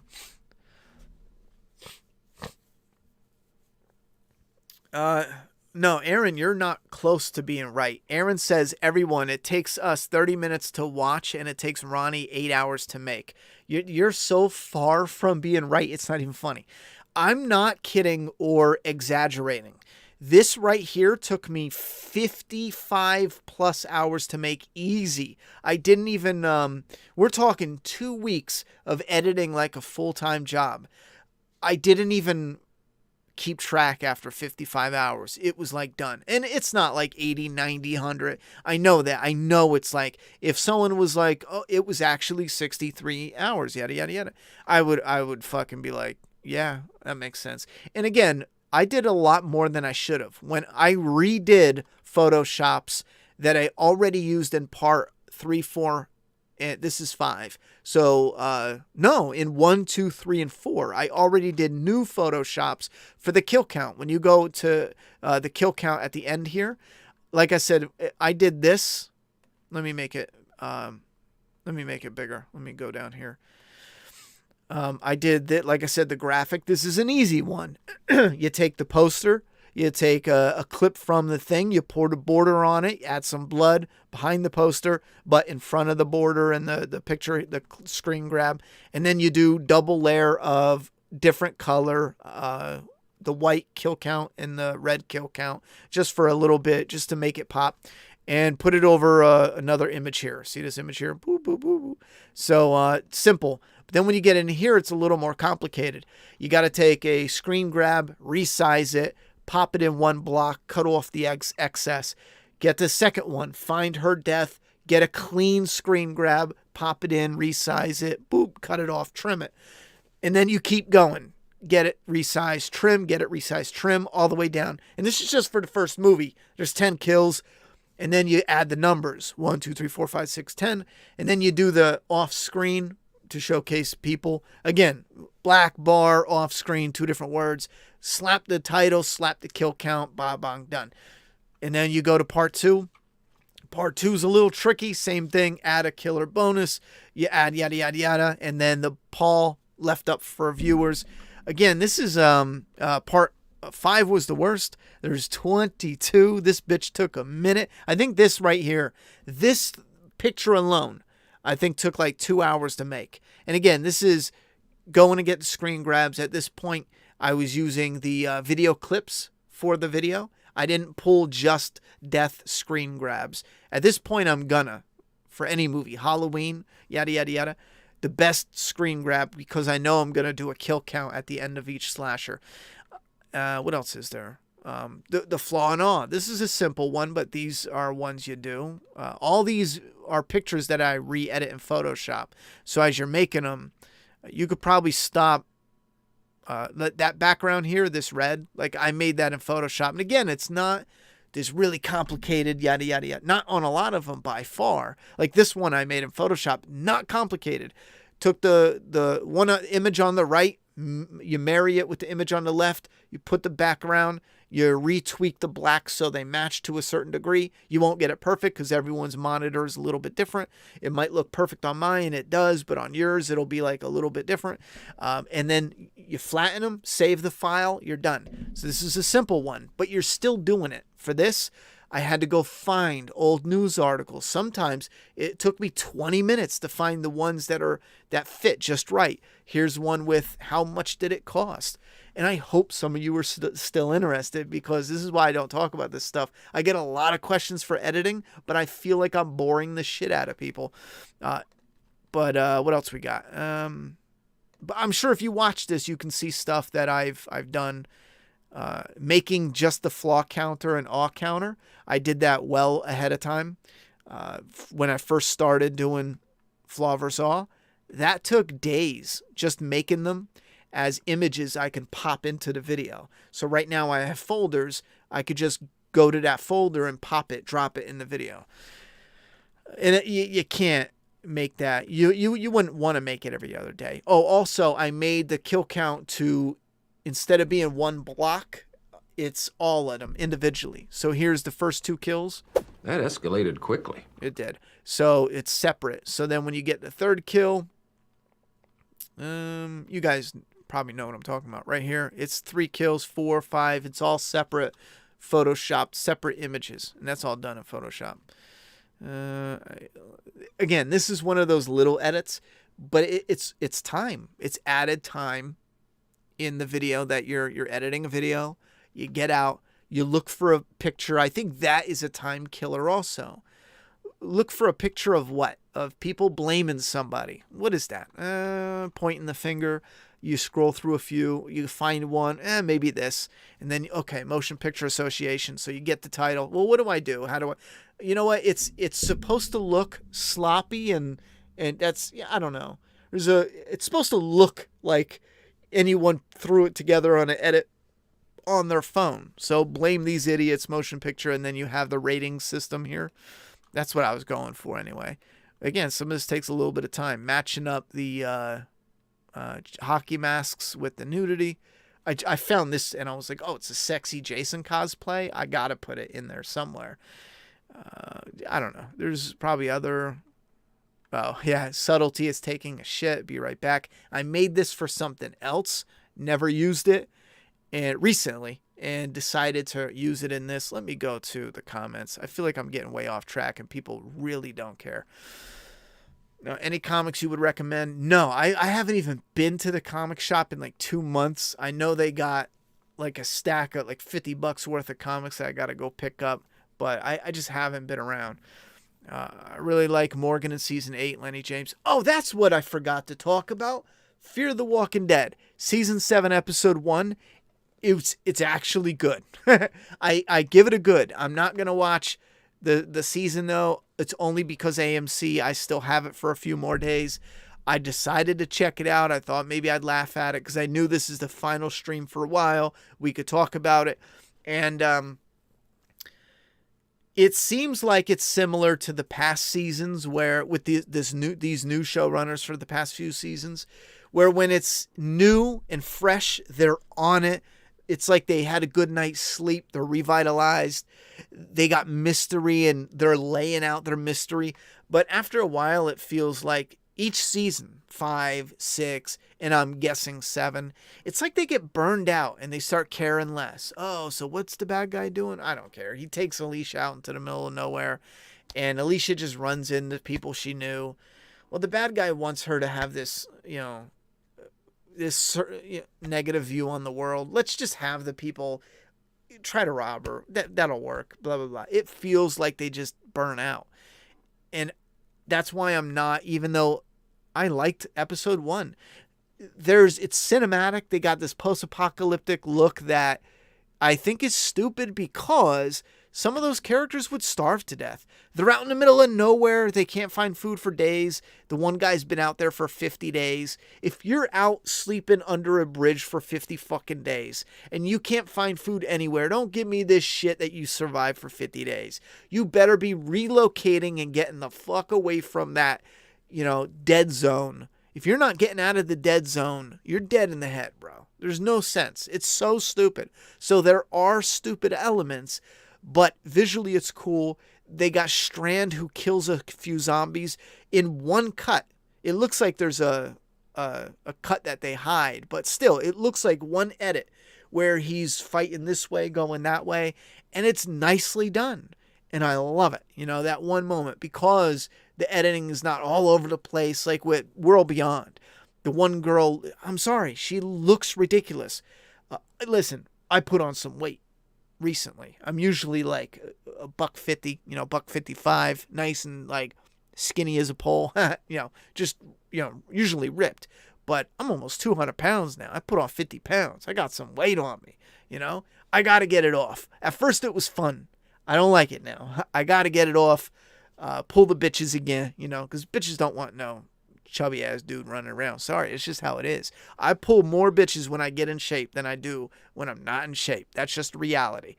If I run now or fight now or do a jump kick now, I'll probably look silly. I'll probably look like a fat ass trying to do a jump kick. It's just compared to being in shape and doing a jump kick to being, a little overweight and doing a jump kick, you look fucking silly. She looks silly. And that's why when they do the fights, it's filmed in a certain way so she looks less silly. Even people that are just bad at fighting, just because you're skinny doesn't mean you look badass. And that's why certain scenes are filmed that way. Because this character is a twig. Like the girl, what's her name? Huck is a badass, but she looks tiny. Who is this? Somebody look up the actor. How tall is she? And just how tall is she? She looks tiny. She's next to this one guy and she looks itty bitty. So again, they film it in certain ways. They have them stepping on crates. They have them, angled at a hill. But Fear was real good. I give it a recommend. I don't have faith in the rest of the season, but I give episode 1 a recommend. I'm a season and a half behind on The Walking Dead. The show has lost its charm in a huge degree. I agree. It definitely has. Yes, editing takes time, but I would love to edit. Would be a dream job, though, and not sure if it is worth putting my Walking Dead videos up that I am still editing to make worth watching. Well, I'm not sure. I'll take it one at a time. Yes, editing takes time, but I would love to edit. Would be a dream job. I would actually be fine with an editing job. I think I would always, no matter what, I am always going to do videos like Flaw vs. Awe. I originally started YouTube to fuck around with, it was supposed to be dumpster diving that led into like a, what's that called? Like reality TV. It was going to be like a YouTuber that you got to know and yada, yada, yada, but I was going to do like staged ridiculous stuff to, yeah, that's what I thought originally I could do. Like, and I'm talking about like real, wild, ghostly. Yeah, we would have themes, but it wouldn't be like silly shit. It would be for a moment, you'd be like, it was real. One thing that stopped me or slowed me down was, how do I get people not to like call the cops when we have like a really crazy thing happen? How do we get people to not overreact? So I was figuring that out when I was testing it out with dumpster dive videos, because I was working dumpster diving. I was already doing that. It's content I can upload. One day, 2 years into it, not even, I think it was like the first year into it, I just made a video of The Walking Dead I liked, and I threw it up and it blew up. And then I kind of got into that. It was fun when it blew, that time when season 5, when it blew up because I was making content since season 3. Was it 3? Yeah, 3. But it was season, it might have been season 4. I'm sorry. Season 4 is when I was making the content. 3 into 4. It definitely was, because I unboxed the season 3. It doesn't matter. But 5 is when it blew up, and it was just fun. 5, 6, 7, that was like peak. No, 5 and 6, I think it was peak. 7, that started being like, ugh. Yeah, as far as what you're saying about put your Walking Dead videos, I'm not sure what you mean, though. I mean, do you mean you need to edit more? Put it this way. If it's videos like my Flaw vs. Awe, where you can watch them whenever and it doesn't expire, sure, put more time into them and get them up when they're ready. But if it's a video like a prediction video or a review, like just a generic review, just throw it up. It doesn't matter, because in a week it's going to expire and no one will watch it. Just get it up as soon as possible. I really appreciate your love for film and your critical eye that shows your passion for the craft. Your Walking Dead reviews were great, and your Flaw vs. Awe reviews are awesome. Thank you very much for that compliment. I appreciate that, homie. What are your thoughts on TV Sebastian? He's a little bitch. Also, doesn't it seem like they're making Lance a bigger character? Yeah, it seems like they're doing something with Lance that's definitely different, so keep an eye on that. Thank you for the years of Walking Dead content that made my ride so much fun. Thank you for the episode reviews, live streams, predictions, and for answering endless questions. Well, thank you guys for being here, because you guys really did help give the channel a boost. If I was able to structure the Flaw vs. Awe style a lot sooner, I probably could have, around like season 6, started with the Flaw vs. Awe. I don't know if many of you remember, but the Deeper Into was one of the first, I think it was like the first time I uploaded a video, but my second or third attempt at what eventually became Flaw vs. Awe. Because I know some people still ask for Deeper Into videos, but the Deeper Into became Flaw vs. Awe. So it wouldn't make sense to go back and do Deeper Into, because sure, we would talk about a little bit different things, like the technical aspect of stuff, but for the most part, we already cover it in Flaw vs. Awe. I mean, Deeper Into might have a better name, but not overall, because we are, at the end of the day, picking the good and the bad and giving it a rating. Hugh Jackman would have been a great Joel. He looked just like him in the movie Prisoner. I do think, I know that's a popular opinion. I do stand by a lesser known and up and coming as my personal preference. I thought Pope was kind of cool but lame at the same time. He wasn't physically threatening at all. Dude is like 60 years old, man. Yeah, on a one-on-one, you kind of had that Cootie, but as a leader, people love him. There's a threat there. That's what, when I saw him initially, I thought, okay, he might be able to pack a punch, but maybe he can't kick out Negan's ass on one-on-one. But he's older, like a father figure, a grandpa, but a tough grandpa. His people love him. Oh my God, they're gonna throw their lives away, or I'm sorry, they're gonna put their lives in front of a bullet for him. That's what I was thinking when he first showed up. That's where the real danger is. His group, his family, That love for him as an elder, but also strong, holding his own, the father figure leading the way, religious inspiration, all that went out the window when he was like, yeah, you got stabbed on your back. Oh, eat the fire, bitch, and I am God. He speaks through me. And it's, you took what could have been a really intimidating, threatening character and real substance there, and you just turned him to shit. Why? You know why? I'm sorry, I'm going to say it. Because creatively, there's not a lot of depth in the writer's room. I'm sorry, I'll say it. Fuck it, I'll say it.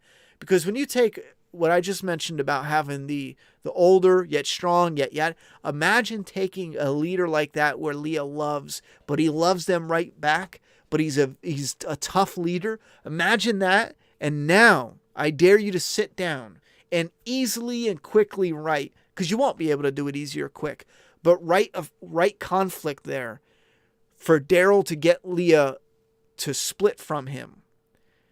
How do you do that as a lazy, easy way? No, he lost his shit. He's out of touch, and he just throws his own people, and then he's going to aim firework arrows at his own people. Hey, there you go. Oh, well, how riveting, But imagine if Leah was, and you knew why she was there with him. You know what I'm saying? As far as if Pope was written better, and you knew why she was ride or die for Pope, but she has feelings for Daryl. How do you write that? That's tricky. That's hard. That takes time. That takes talent. But it doesn't if you just, shit yourself. We can all shit ourselves, right? I mean, we can all just shit ourselves. It's easy. Hypothetically, if episode 9 in February ends up being a banger, would you end up making an emergency stream to discuss it with us? No. Even if episode 9 is like the greatest thing ever, do not expect a video. The best thing, because chances are, even if it's really good, it would have to be damn near one of the absolute greatest things I've ever seen in the world of The Walking Dead. Even if it's like real good, because if it's really good, I'm just going to wait and we'll talk about it when I talk about a chunk of them, I'll just wait it out. But like I said, it would have to be a boom, like holy fuck. Now, what are your thoughts on Fear? I literally just covered it. If you rewind like 10 minutes, I think. Actually, I think you commented when I was talking about Fear. It feels like. I remember them like it was yesterday. Henry definitely would have it. Do you think they would dare kill off Gracie after tonight's cliffhanger? No, you know what? That was such a cheap one. I'm going to move this. I think we're done, right? That was such a cheap one. I totally forgot about that cliffhanger with the kids. Like, missing me with that bullshit. The kids are in trouble. They're downstairs. And that's another thing, too. I talked about how when you think of a storm, a natural disaster on The Walking Dead, you're thinking of some shit, right? How do we get a natural disaster on The Walking Dead? Some wind, rain on the porch. We see it like from out windows. And then there's some flood water flooding into a basement. That's it. That's all you get. It's like the bare minimum of a storm. I could just picture people with garden hoses off to the side being like, shh, But the kids stuff, no, there's nothing there. What are they going to do? They already tricked you to come back, Why would they even bother killing Gracie off? They tricked you to get you back. You're coming back. Gracie can live. There doesn't need to be anything going on. Now, they could if there's something, they want to do with Aaron, or they want less children on the set. Okay, she's got to die, but what does that do with Aaron as a character? What does that do with Judith especially? She's right there with her friend. That would have to be the major, what does it do for that? Do you think they would dare? Oh, okay. There's nudity and Fear now. Is it only because it's on AMC Plus? Well, no, not if it's on TV as well. And I don't consider what I saw nudity because it's so indistinguishable. It's just, it looks like somebody's wearing a fake like skin suit. You can't even see the definition, or at least I couldn't. Maybe I watched it on my phone. I'll be honest. I didn't even watch the first one. Maybe if I saw it on my screen, I would see like zombie melted radiated man ass, I don't know. Radiation ass. Maybe I'd see the definition and the separation of the butt cheeks, but I didn't see that. It didn't look enough to be like, that's nudity to me. I could be wrong. If Andrew Lincoln asked to be family, would he still be on The Walking Dead, or wait, what? If Andrew Lincoln never asked to be family, what? Would he still be on The Walking Dead, or would have the character have been left before the finality Great Buzz after show? I have no fucking... If Andrew Lincoln never asked to be family, I think you mean never asked to leave for his family, right? Would he still be on The Walking Dead? If he never left, he'd still be on it, absolutely. Would have the character have left before the finale to create buzz after the show? Well, no. I don't understand your question. I think you're talking about Andrew Lincoln having movies anyway. Like, even if he was on the show, would he still leave to create buzz for the movies? If he was on the show, he would never have the movies. Unless I read your thing wrong. So no, if he was on the show, Andrew Lincoln would still be on the show until the very last episode, or close to the last episode. They'd probably kill him off. I do kind of like how Pope says God speaks through me, and how he can't be questioned and is all powerful, and then he's easily just gets stabbed and murdered. Yeah, but in a way where you make fun of the show, which is not good for the show. Let's see. We got to wrap it up here. It's getting late. Well, will you be doing your streams for the rest of the season, like every 4 episodes? Yeah, Maddie L. Put it this way. Expect only one, and it might not even be a stream, for Walking Dead only. Expect only one, at the very least, at the end of the next 8. Because, again, they're splitting it up. 8 episodes and 8 episodes. Expect one covering all 8, a recap of that, and then one recapping the complete end of the final 8 episodes. I might, like I said, if the next 4 episodes from 9, 10, 11, 12, did I do that right? 10, 11, 12. Fuck, my brain still doesn't even think that's right. From 9 to 12, if they're bangers, I know what I was doing in my head. If they're bangers, I may do a video reviewing 9 to 12. But if it's been like it is now, or even if it's just like, it's gotten good, but it's not bangers, I'm not going to do it until that. Because again, having Strictly Flaw vs. All being uploaded for a good chunk of time, it's important for the algorithm. So unless they are killers, there's not going to be a stream until the very end of each. Can we call it halves now? There's only 16 left, split in half. So each half. Now that the comics have been over for some time, how do you feel about the ending? It sucks. I think the comic ending is shit. Hey, Ronnie, hope you've been well. Any updates on Doomsday Kingdom? Nah, Doomsday Kingdom's kind of in a break mode right now. We only have like 5 pages left for issue 6.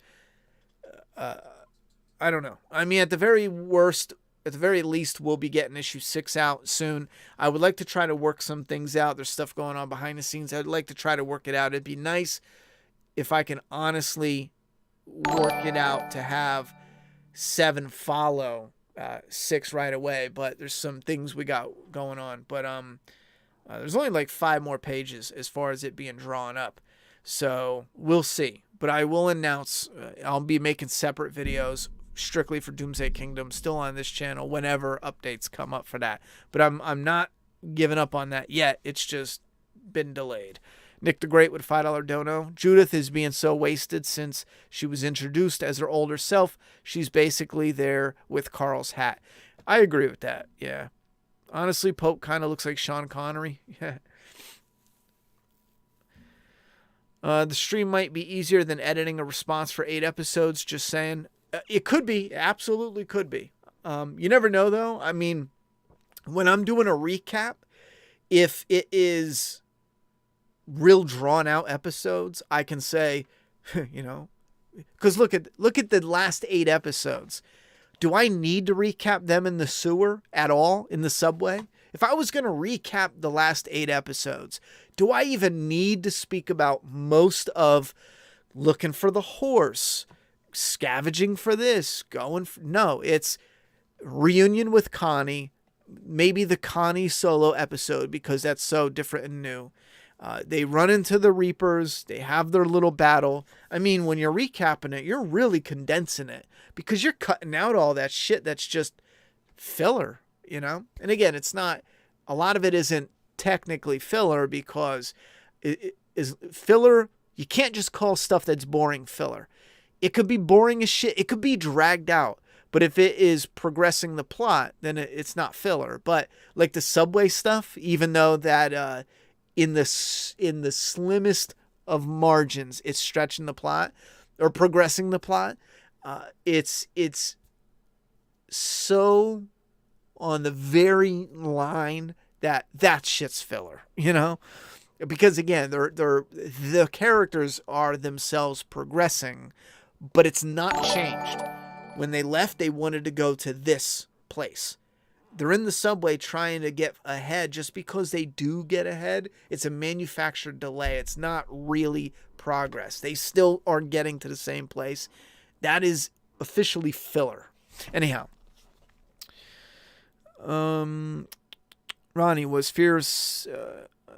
It was good. I don't think it was a banger, but Fear was actually good. Season 7, episode 1. I give it a recommend. Go watch it, especially with Strand stabbing some zombies, and they don't cut it and chop it every 2 seconds. There's a moment, small, but like a 5-second.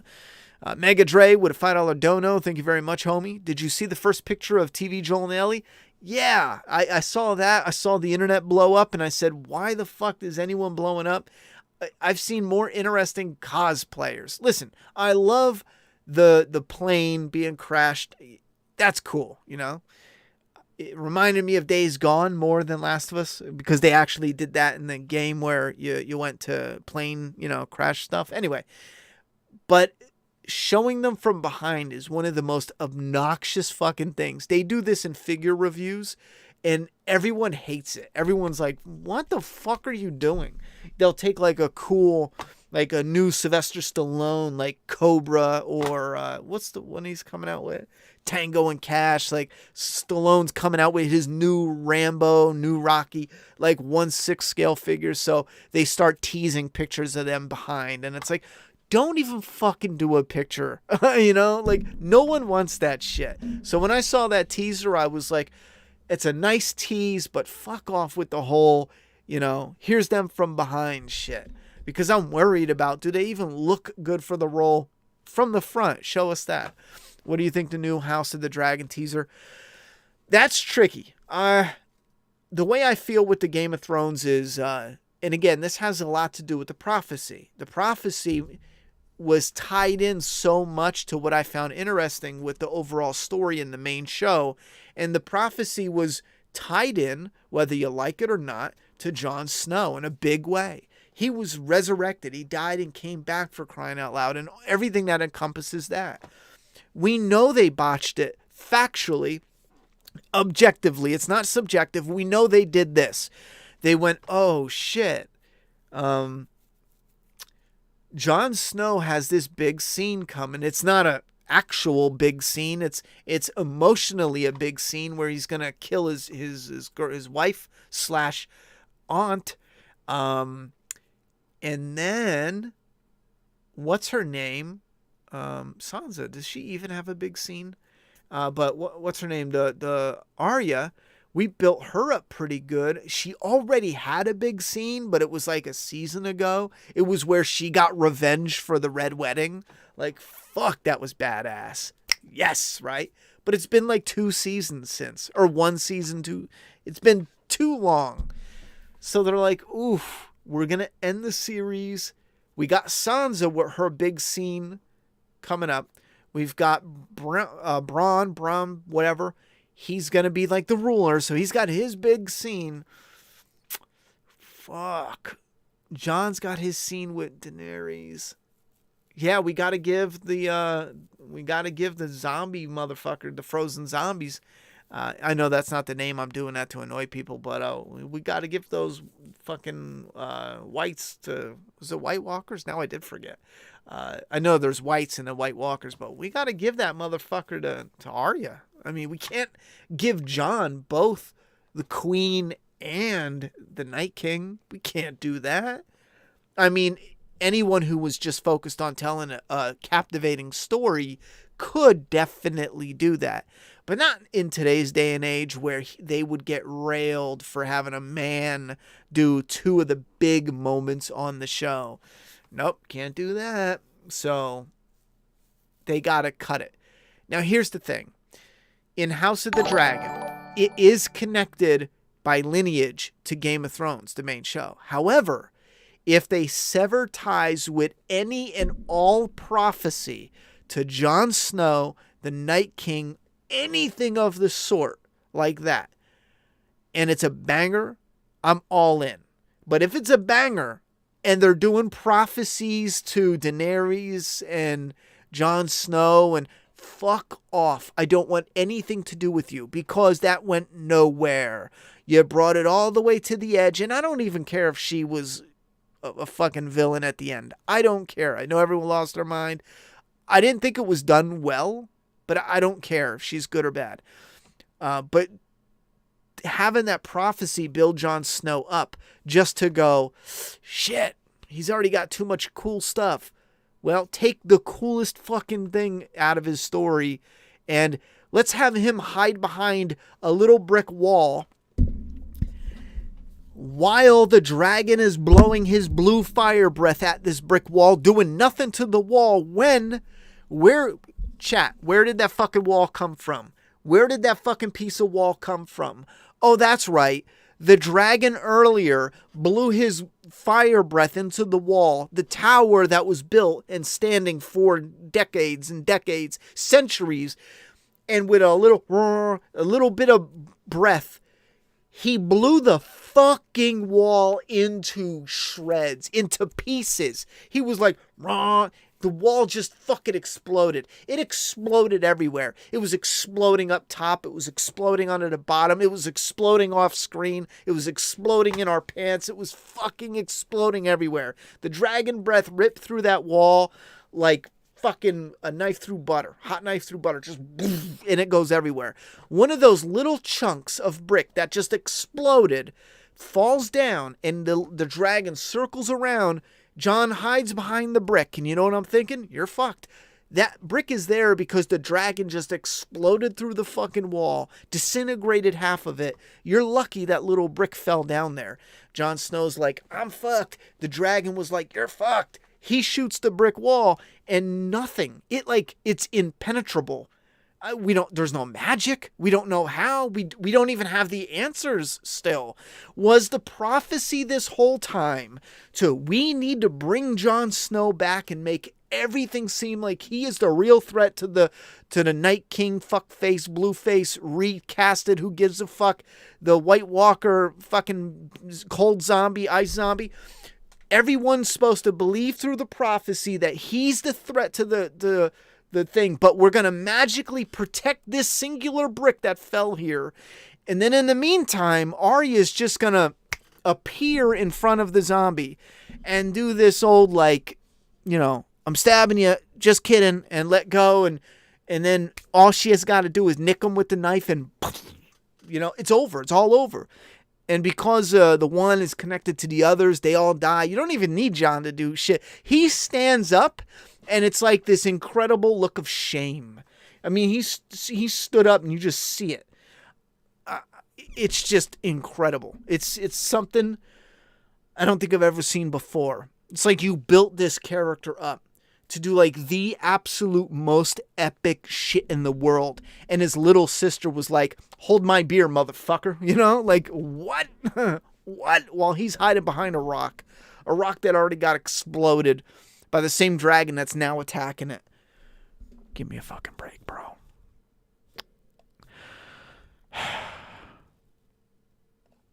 Danny Cost with a $5 dono. Another lame cliffhanger for The Walking Dead. A wasted character for Pope. He could have been used better. Agreed.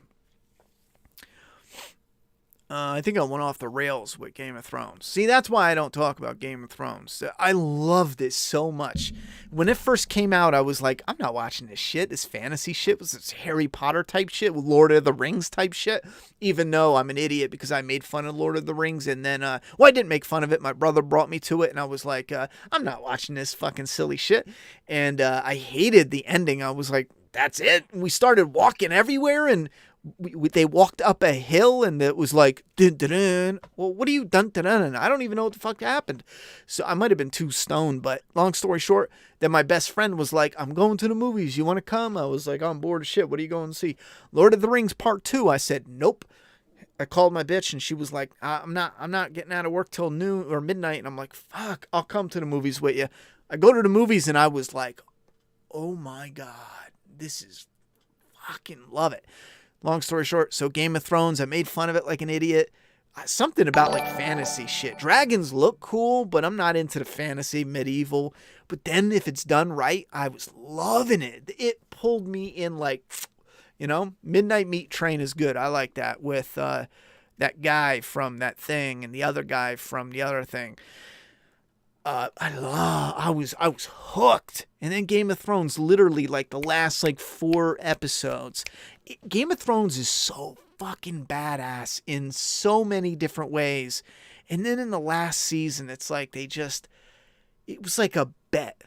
It was like the rich elites made a bet. How bad can we still make it look good?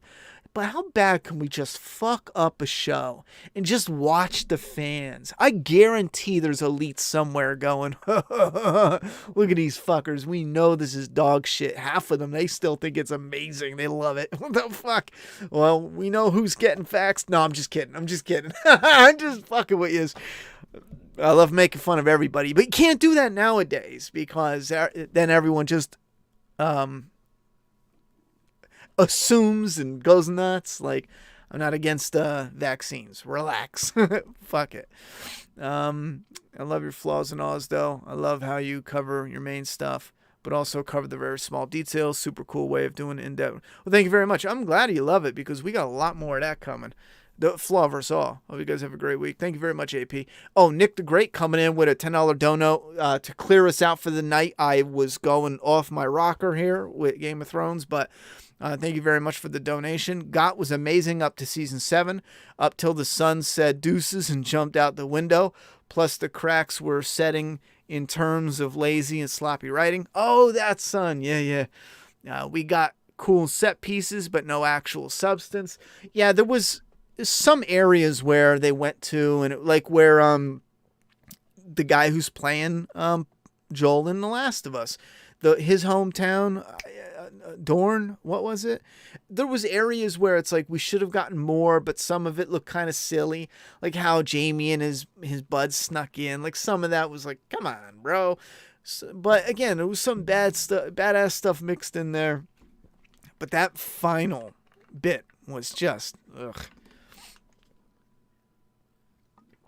Real question, do y'all think they did that cliffhanger with the kids for the kid actors to help make them feel like they have a bigger role, self-esteem, and whatnot? Honestly, I have no idea because I forgot all about it. I'm shocked people are even talking about it. I kid you not. I forgot all about it, man. The second it was over, my brain didn't even process it. At no point in time did I ever feel like they were in danger. Not at all. To be honest, I think they're in more danger working in Hollywood than they are in real life than they are characters on the show. Like I'm not worried at all as characters on the show, not worried in the slightest. So I don't think anything's going to happen. And even if it does, I'm sorry, but who cares? And I think for Gracie, I think they could do something great. I think I'm starting to be like, oh, Gracie and Aaron, da-da-da. But there's not enough. And I think that's one way they fail, is where they think if they just take a background character and, put them in the foreground for a couple times, that we suddenly have a connection because they're there a couple times. No, you need to work on that if you want their death to be impactful. It'll be impactful in the most generic way to Aaron. Oh, that sucks. But it won't have real weight that it could. Would you ever be willing to cover Rob Zombie's Halloween movies? Yes, actually. The good stuff in those movies is amazing, but the bad stuff is downright awful.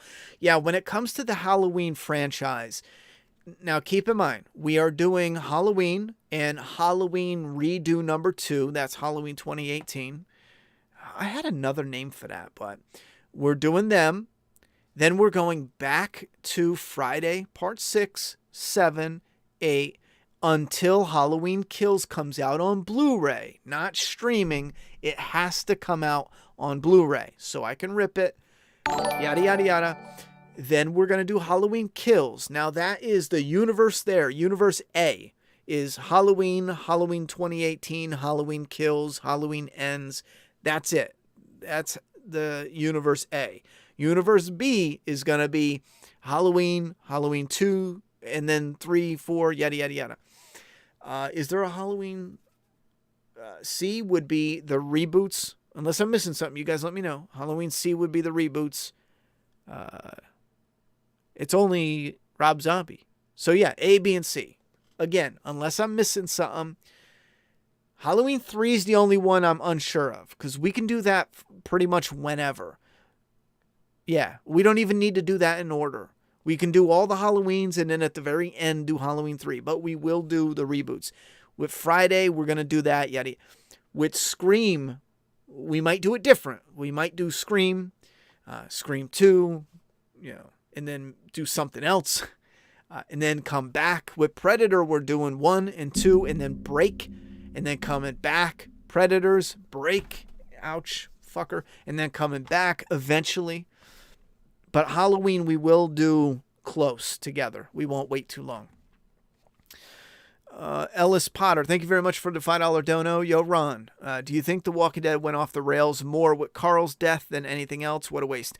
Absolutely. Having that be that off screen, it was such a shocker in one of those ways where you think, like, that's so shocking, but not in the, oh my God, like Carl is bitten. It was like, oh my God, Carl's bitten? Like, you would do that type of death?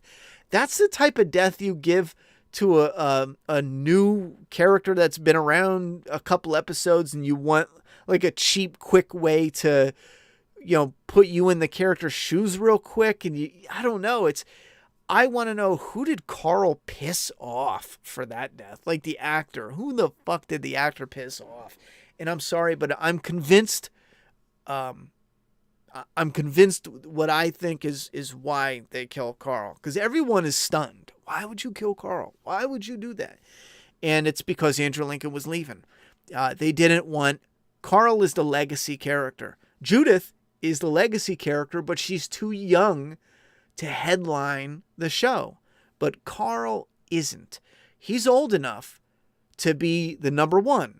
When Rick goes, Carl is the number one. He doesn't have to be the leader of the community, but he headlines it. He's now the main character. He moves up a slot. He's the legacy son. He's Rick's kid. And with Rick gone but not dead, they knew there'd be that reunion down the road. Judith, they could recast. They could do time skips. They got room to play. They could never kill Carl. With Rick gone and alive, there's no way to keep Carl alive.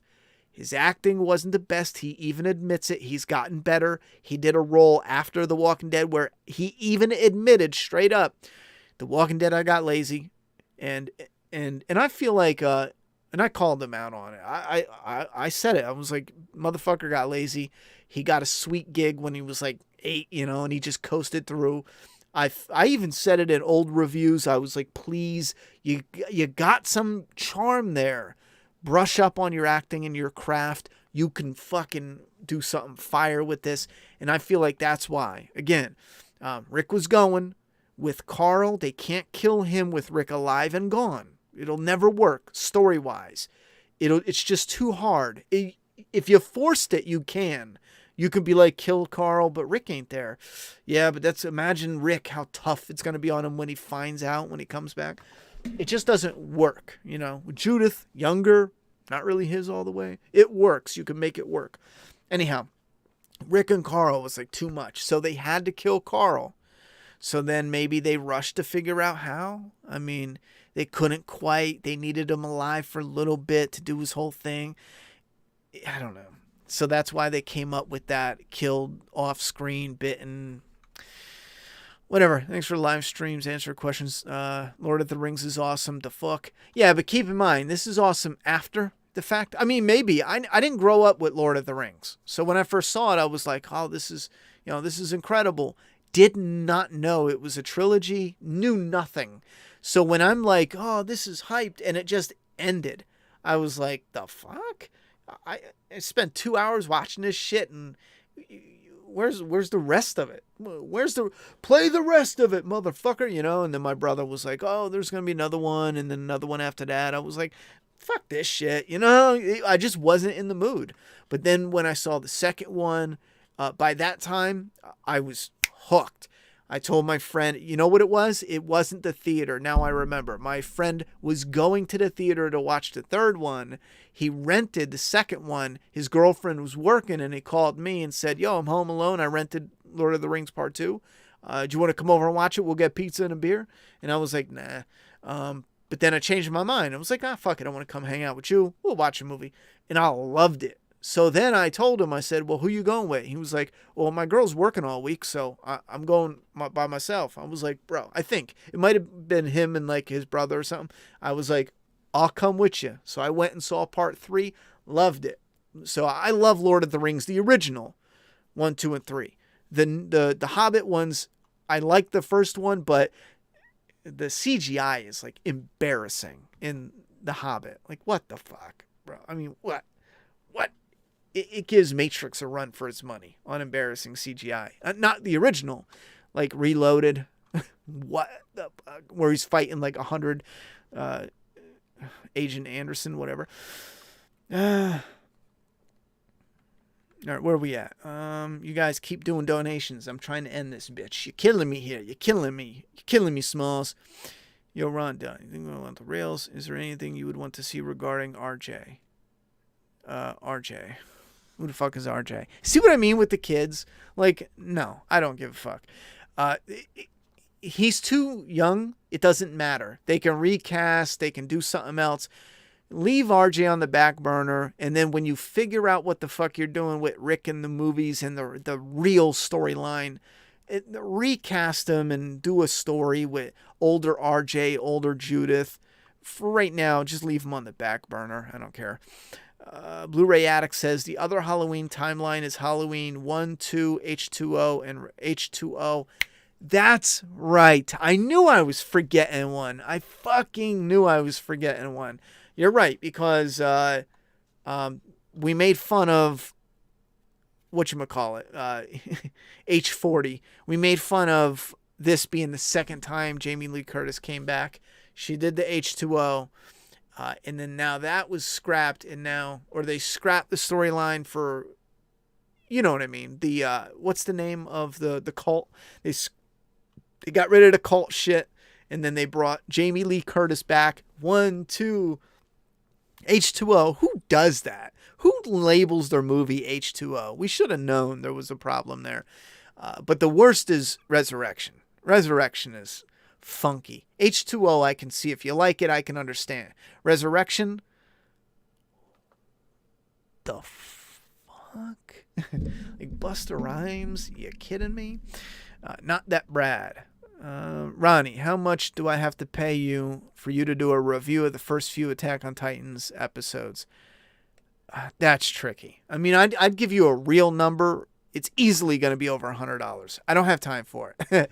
But I would beg you not to donate just because I'm not kidding when I want to do the Flaw vs. All. I'm in the middle of it. I have my timeline. Even if you gave me $100 right now and said, dude, that's for the first 2 episodes of Attack on Titans, it's not until November. It really, I need to have the Halloween. I'm on a schedule, it wouldn't be any sooner than November.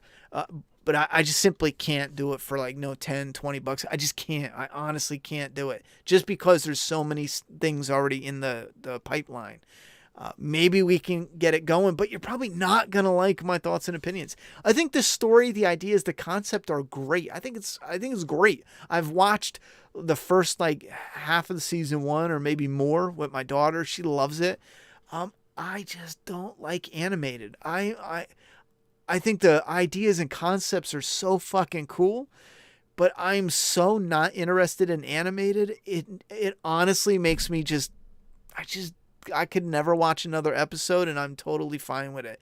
I don't know what it is, and that goes for any animation you guys let me know. There has to be a name for it, but it's that like I grew up with the animation too. It's not something that's like new. I watched it as a kid where it's like Voltron when you watched it, where the guys are running and it's like ching. It's like sometimes they're moving, but then it's like a still image and it's like, it's all like flat images, not 3D, but drawn like 2D.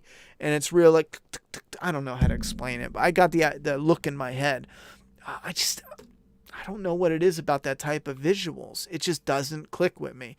But concept and story-wise, it's a banger. I love the idea with the Titans and controlling the Titans and all that shit. That's concept-wise is slamming. Nick the Great with $5 dono. Gimple won't outright say it, but he definitely regrets killing Carl off. One of the worst characters written out of a TV series, period. Yeah, that was pretty bad. He should just come out and admit it. It doesn't... It's not a big deal. Maybe with a big property like this, it hurts him career-wise, because would you hire a showrunner that admits we made a mistake? But honestly, I don't think it was his idea alone. It might have been, but I don't know. Because again, I think that was a call with the higher-ups, like, listen, this isn't going to work. The Halloween timeline is a mess. Yes, it definitely is. I don't care. It will be 10 years from now, but a Flaw Saw, the original Texas Chainsaw Massacre, would be awesome. The remake from 2003 is pretty cool, too. As long as you're not talking about the one where she's like, do your thing, cuz.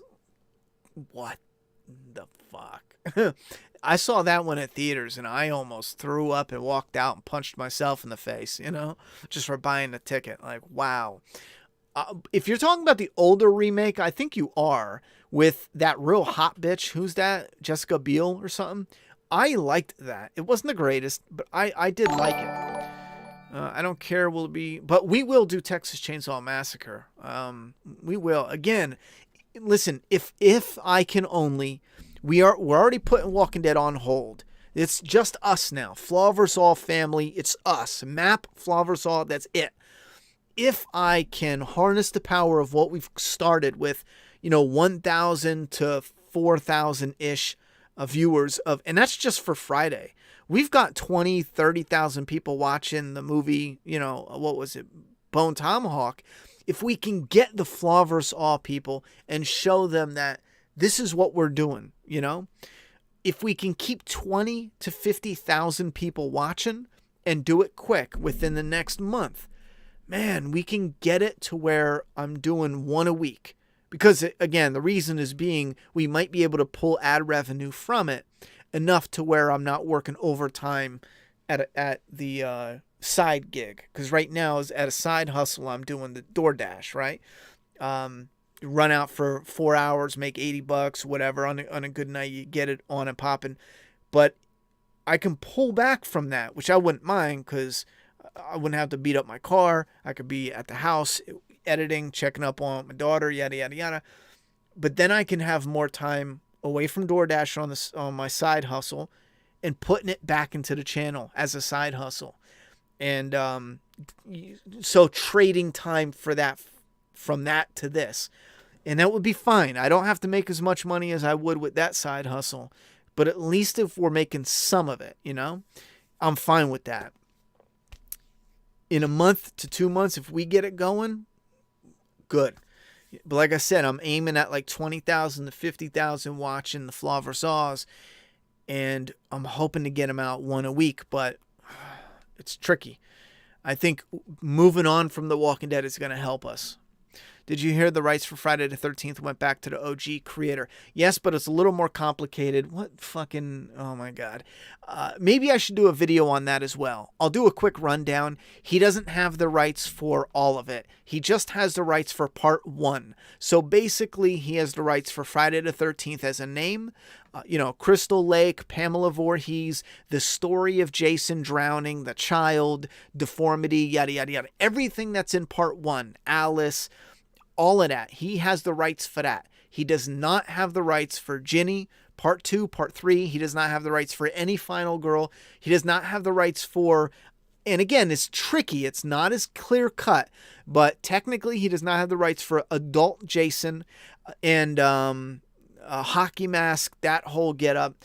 Those were after. He doesn't have those rights. He has the rights for the first. He has partial rights with what grew out of it because of this, that, and the third. But there's other rights holders who has that. And there's other complicated stuff in the works. And one big issue, if they can agree on the creative direction of it, the money, splitting the profit. If they can agree on how to split the profit, we're going to get a Friday movie quicker than anything. But if they don't agree on the profit, and I think that's the biggest obstacle, unless they throw a fit over the creative direction of it.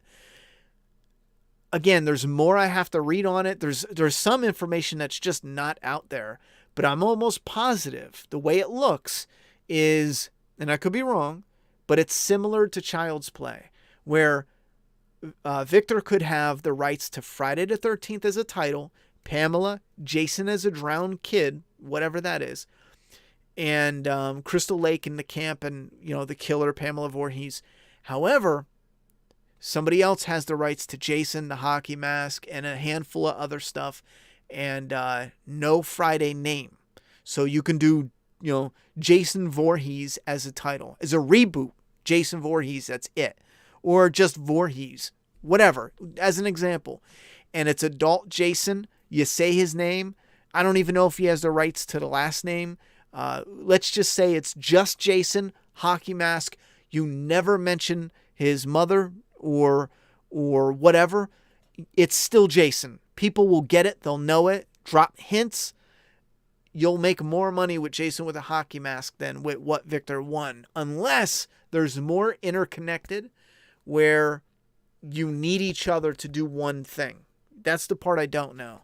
I know one of the articles seemed like they misspoke on how it works because they made it sound like he only has rights to part 1, but also he can go forward with something as long as they agree on money with all of the right ideas. But if you remember, Jason Goes to Hell was not Friday the 13th because... was it Jason Goes to Hell? Yeah, because which is a better name than Friday the 13th because of what it did. Because they didn't have rights to the Friday the 13th. And the guy in it, if I'm thinking of the right movie, he was supposed to be Tommy Jarvis. They don't have the rights to Tommy Jarvis. Because again, yeah, that's what it... Wait, no, how the fuck did that break down? There was some weird rights issue. I think it was between Paramount and someone else. But like, for example, Tommy Jarvis... The guy who has the rights to part 1 does not have the rights to Tommy Jarvis.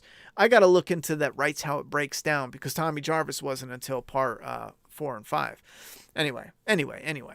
Carl got the same death that Jim got. Yeah, imagine that. Carl got the same death as Jim.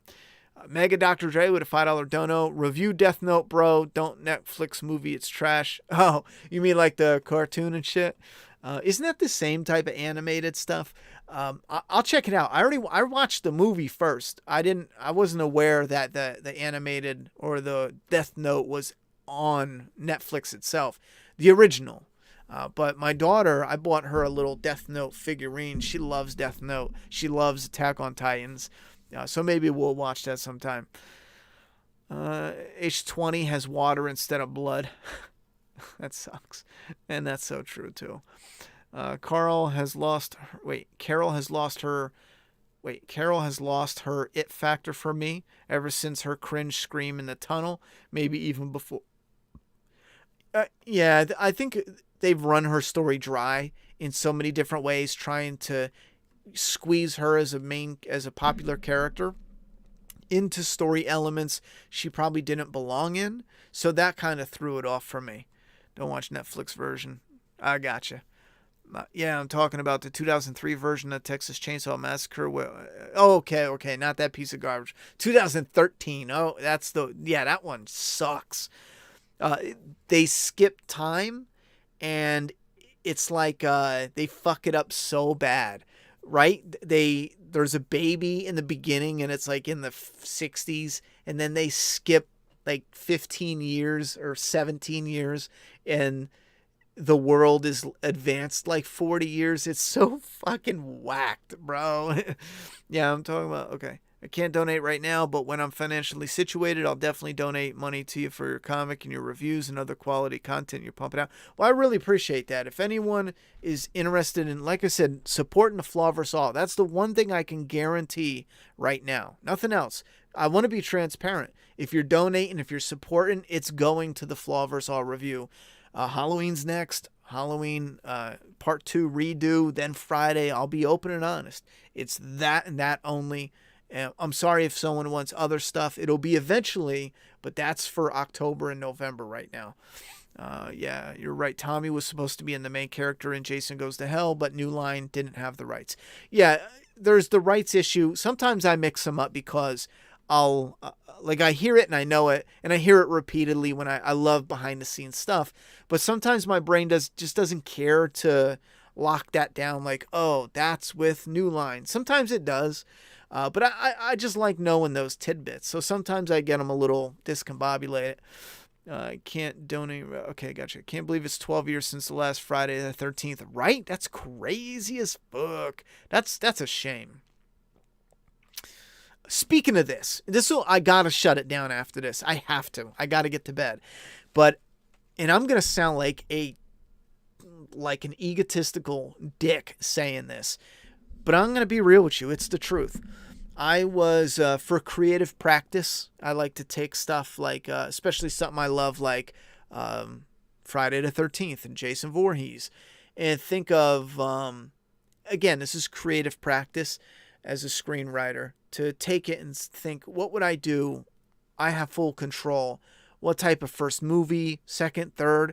And I came up with like a really ridiculous idea that it's like a fantasy, but I would trim it. But part of the idea, I'll let you know this, would be 4 movies paying great homage to the original, but also new, updated, better than ever. 4 movies, Friday the 13th with Jason Voorhees, with human Jason, done just how you would want it with a real human Jason, blah, blah, blah. And if you love only human Jason, you can stop there, 1 to 4. And then we'll do a new, different type of title, but it still's the same Jason, follows the same universe, and it's Zombie Jason from 5 to 8, part 5 to 8. And that would be, it's either that or like a mini series, so it'd be seasons. So you'd have 8 seasons. The seasons I loved because part of the seasons idea, you can show Tina living there younger, and then as time goes on, you see Tina grow up and age and keep the mind powers. Again, this is part of the idea. Anyhow, one of the practice runs I did of a smaller, like a 2-part movie, 2 to 4 part movie of human Jason. Had the final girls, had a couple final girls. You'd have a final girl from 1, a final girl from 2, and then a new one for 3 and 4. But 4 would be final girls kind of teaming up in a way. And I came up with this ending with, drowning Jason and with the final girls. And in my head, I was like, bro, visually, there was this moment where they're fighting. It's like, where the lake starts coming up to the shore. So it's not the ocean where it's like, but because they're making so many waves, literally fighting Jason in there, it has that feel more, but it's in the lake. So you got Jason, and this is the final battle with Jason after already being thrown through walls, dealing with a fight with him in Crystal Lake camp. But this is on Crystal Lake. This is, fighting the villain on Crystal Lake. It just has that iconicness.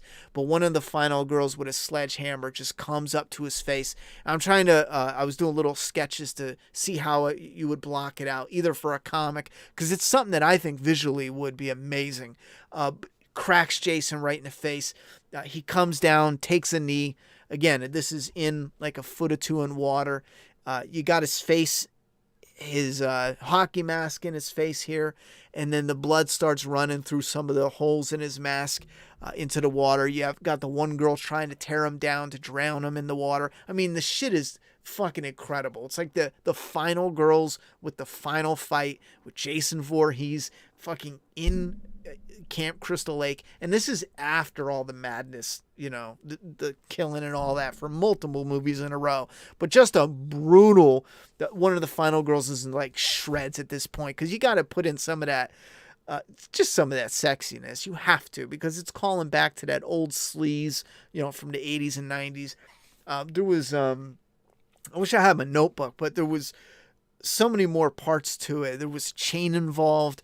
What was the one thing? It just fucking, as a fan, I was piecing this together, and I was like, if somebody did some shit like this, my God, just as its own thing, I would never need another Jason movie. That would be my like go-to all the time favorite. You can make 100 more after this, but that would be like my. And again, it's hard when you're talking about it, because you're saying something like blood coming out, hand, he takes a knee in lake, but you're not visualizing the after fighting all night. It's starting to be like early morning, so you got that glow to the sky. In your mind, you picture it with some of the slow motion where the sound. Oh, and here's a part of it too, to pay homage to the old part 7. When she hits him with the sledgehammer in the face, it cracks the mask. And that's similar to when Tina did it with her mind. It split the mask and the mask broke open. Well, this would be playing homage, and it cracks the mask. And he takes a knee, but you get that visual where it starts to go slow motion. He is human at this time. So when she cracks him, his head goes back, his face comes down, he takes the knee, he puts his hand out, and you see the blood. And this is where you go back into the slow motion. It starts puddling and dripping from the holes. And it's a real deal sledgehammer. So the final girl, it's not like the flimsy shit they do nowadays. She just cracked him with it. So the sledgehammer's not dropped, but she's holding it, but the head of it is heavy. She's tired, weak, exhausted. It's buried into the lake now. So she's pulling it out. The water's, flicking off of it, and she's wheeling it back, and she's about to come line up for another shot. She's going to try to crack it on top of his head. He's still taking a knee. And just as it's about to hit Jason and crush his skull, shatter him to pieces. Again, you have another final girl pulling on a chain. She was originally trying to take him down, but she's standing there with a chain that's around his neck. There's another final girl that's bleeding, bloody, leaking, trying to just catch her breath. Again, this is all mid-fight. And that final girl, number 1, coming down with the sledgehammer just before it's going to crack him right in his dome, he snatches it. And, his strength, Jason's a beast. So when he snatches it, it just like stops inches. And now he's like staring at her, just grilling her. I forget what we had with this moment. There was a couple cool parts with the, so he just snatched it, it came down. There was something else. I had like 3 split pads, but I remember one of the newer ones I was working, and I was like, no, he should do that. Something brutal though. He catches one of them brutal. What the fuck was it? It doesn't matter. But long story short, it ends with like just a bloody, brutal fight, and the final girls holding them down. What was it? Because it involved one of the final girls, like in a way, sacrificing herself. She gets injured in such a way where they're drowning him. I think the 2 remaining final girls, one of the lead, one of the main ones, she like falls back, and this is just as Jason's dying. And as she hits the water, like the final girls are pulling Jason back this way, and the last one just gets the final injury to her. I forget what it was. It was like some type of stab. She falls back the opposite way, so they fall away from each other. The final girl number 1 from part 1, and then Jason. So they fall away, and she hits the water, and once she does, just all that blood just goes into the lake there right in the beginning. And her and Jason essentially die at the same time, where Jason is dying and he's being drowned in the same lake that, he drowned as a kid, that whole story. So when the final girls finally do kill him, they go up to the next final girl and they're trying to drag her out. And it's all sad. You got to hype up the music, but he's dead. Not no like trick coming back dream. And again, it's simple, but you got to keep the brutality and the excitement beforehand. I don't think you need this get a bottle rocket with a chainsaw and shoot it and chops his arm off, but there's a boomerang that rips his nuts off and there's a hole. You don't need to come up with that. There's trees that are stacked up and cut, and then you cut the rope and they just take them out. You don't need to do no wild, fantastical shit. Not with a Jason movie. As long as the excitement happens, you can do something as simple as, and as a fan, I think this is incredible, as long as it's a brutal yada, yada, yada. Jason being drowned in the same lake, the iconic Crystal Lake, by the final girls working together. That shit would be fucking, if done right. Brutal, though. It's gotta be brutal. Next month, Friday the 13th fan film called Roseblood that takes place after part 7, bringing Tina back. Yeah, I seen that. And Cruz also in it. I hope it's going to be good. The trailer for me was a no-go. I watched the trailer and it was just not up my alley. It's in like laboratory settings, and if there's 2 off the bat that it puts me to sleep. Laboratory settings, sewers, shit like that. I immediately go to bed, and I think it's because it's so easily to replicate offices, labs, sewers, in video games and in cheap movies, that you get an overdose of that shit. But I hope it's good. But from the trailer, I just can't with it. I just can't. Jason he just looks waterlogged. He looks like he's got his suit on, but it fell off and it's hanging there as well as not being on. I don't know. It's just not my cup of tea. And it's tricky though with fan films. I don't like to review them, like Jason Rising. I had a lot of problems with that, but I won't review it. I refuse, absolutely refuse, just because fan films, people are way too sensitive about it, especially the people who make them. They're just way too sensitive about it. Like I just kicked out an idea that I stand by it. I think it'd be fucking incredible. You can go on for the next 2 years about how I said and why it was stupid and it was absolutely the worst idea in the world. That's fine. It is what it is. When you put your work out there, your ideas out there, anything out there, some people are going to rip on it. Sometimes it's useful what they're saying. Like, you don't want Jason looking like it's a cheap Halloween costume that wasn't tied on properly. Take those to heart. Don't just, but people are way too sensitive in the fanfic genre where I refuse to review any until they're old. Once they're old, it's easier for people to be like, oh, all right. Like, I think Never Hike Alone is overrated like a motherfucker, but I loved it. When I first saw it, I loved it, but I think it's overrated. Going to be played by the OG actors. So you're only live streaming for special occasions like Xmas, New Year's? No, I haven't even committed to that. The only thing I committed to right now is Flaw vs. All reviews only. When and if I can imagine, not Christmas, but I can imagine New Year's will definitely do something. I can see that happening. I'm just not committing to anything except Flaw vs. All reviews. Here on, I guess I missed most of this. I noticed when I click on things that I turn on closed caption now. Will you make a video on Dexter, New Blood, once it's finished airing? I think I will talk about Dexter at some point because I'm excited about that. Wouldn't it be cool if Eugene became the science teacher, the Commonwealth, and Negan became the gym teacher at the same school? Maybe it's a joke, but I don't really think, like, if they actually did it, I don't think I would care at that point. Watch See No Evil, my goodness, awful. Blood looks so bad. See No Evil. Is that another fanfic one? Yeah, there's, honestly, there's real criticism, like with Jason Rising. I think I forget some of the criticism, but I don't know. I just found as far as just setting up the story, as far as immersion, you have a crime scene, and I know it's low budget, but it's like they didn't even try with like how a crime scene would be handled. They were like, oh, let's film by a dead body, and this is what we're gonna do. And I don't know. Yeah, you have a small cast, but there's got to be a way to cheat it, you know? Like, we get it as a crime scene, but going on even further, like, for example, the people love the Ghost Pamela. Not a big fan, but I'm not a fan of Zombie Jason to begin with. I take it if I have to. But, like, Zombie Pamela's running around without her head, fine. No problem whatsoever. And then she,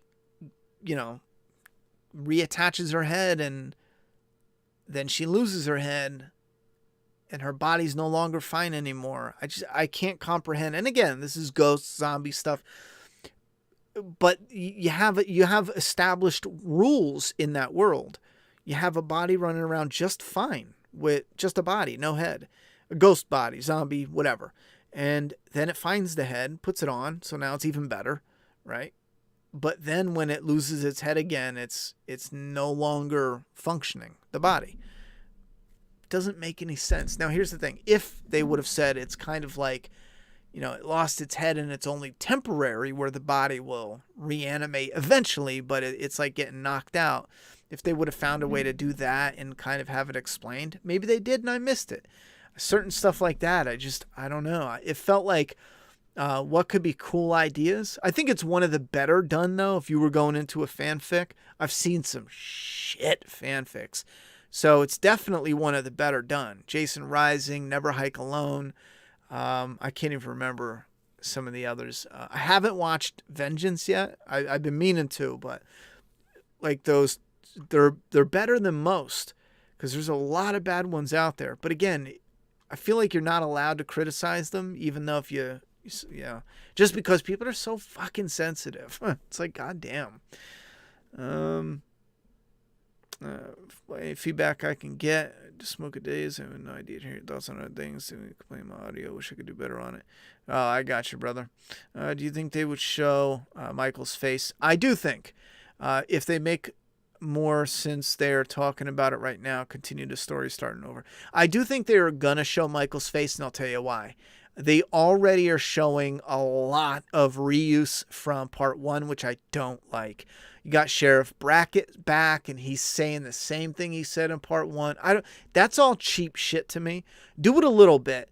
Don't do everything. Halloween 2018, we already got Laurie did everything Michael did in part 1. Come the fuck on. Chill out. They're overdosing with that shit.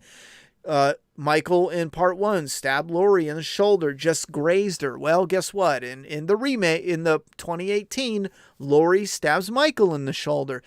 Michael goes out the window in part 1, and oh no, he's gone. Well, in Laurie, that I did like. They should have done that in that only. But then they had a real amazing scene in the original where they put a dimmer. It was clever.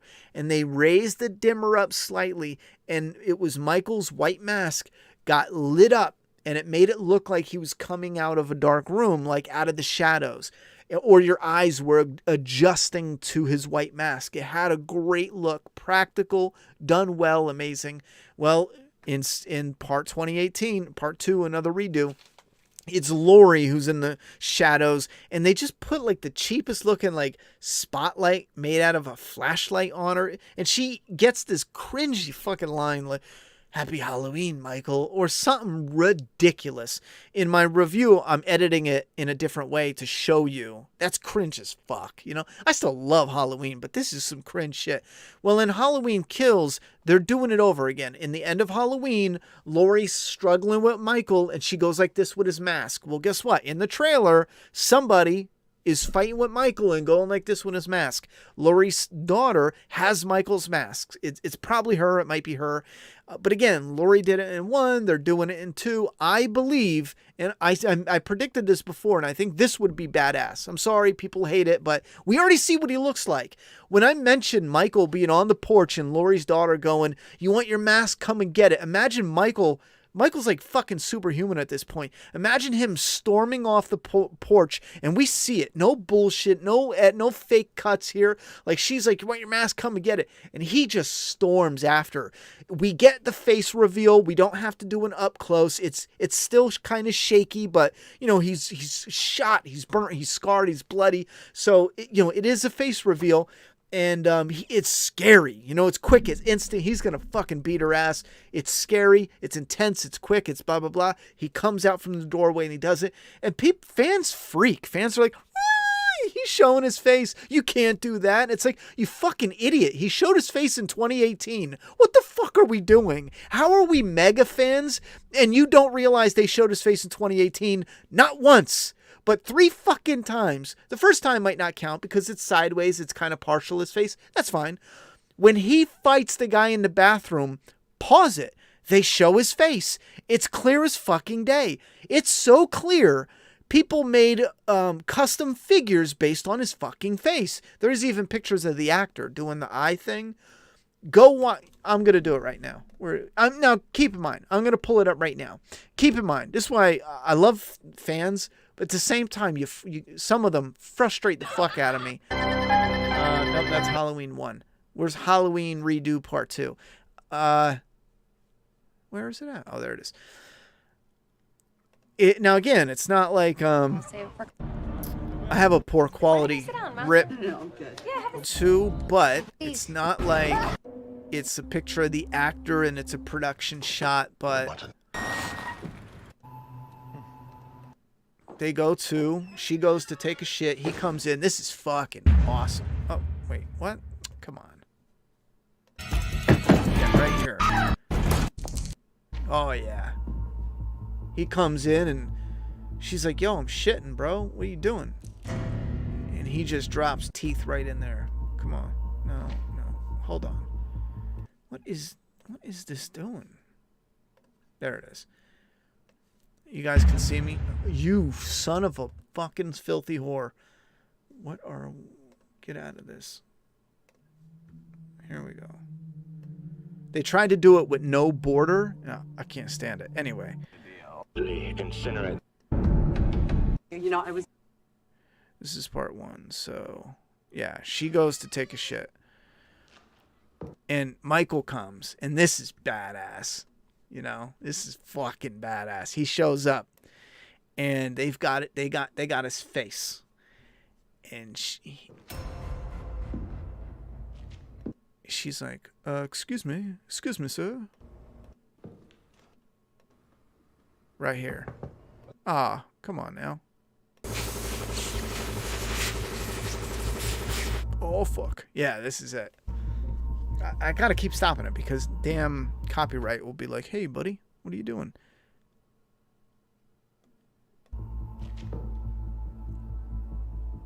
Come on. All right, right here. Look at it. Michael ain't fucking around. Michael's like, but we do lose stuff from Halloween, the original 78 to 2018. We are desensitized when it comes to movie, and it was such an independent movie that you cut it some slack with how Michael stalks the whole movie and kills like 4 people. Listen, if you had the choice between killing 4 people in a movie or 8 people in a slasher, you should probably kill 8, but don't make it cheap, quick, off screen. Like, do it good and on screen and brutal and do it good. The reason being is they just didn't have the money to do it. Do you know how many times he was... But it's still good, though, because if you pay attention, Michael is chilling. He's not trying to raise the alarms. He's stalking. He's watching.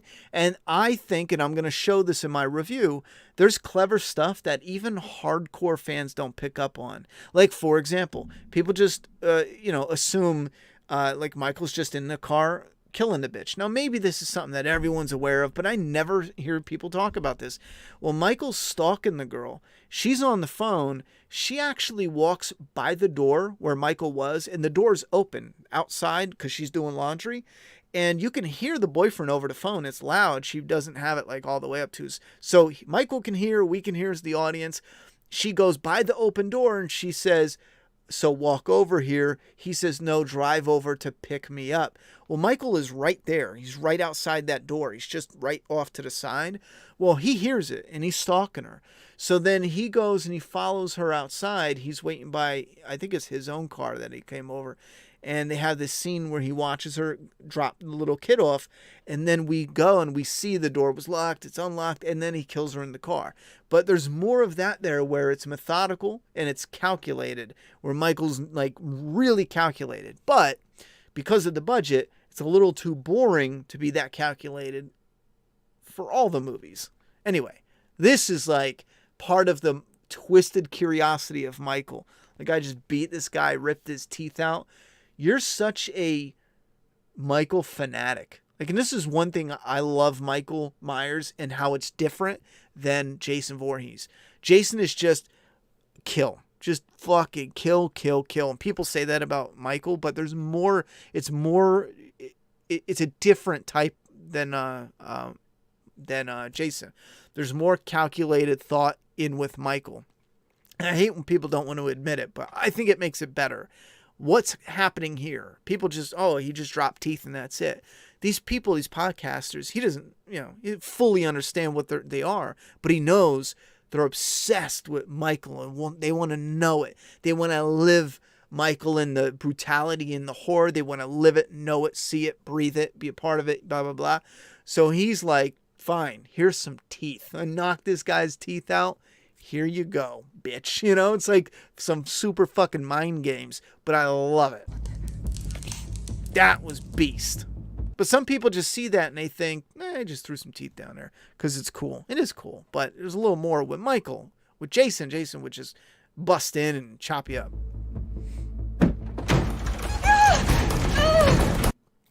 Now, this is where the guy comes in. Oh, man. I don't remember where it's at exactly. And I know there's another scene. I could have swore. If you watch it on Blu-ray, 4K, you'll pause it and be like, there it is. I forget where it's at. Okay, so he cracks him here. We're seeing Michael pretty damn clear. It doesn't have to be like a photo still. This is Michael Myers' face. Old man, short white beard, short white hair, receding hairline. This is fucking Michael Myers. White eye, busted eye from when Laurie stabbed it with a coat hanger. This is Michael Myers without a mask. We missed it. I know when I was editing it, it was a little easier, but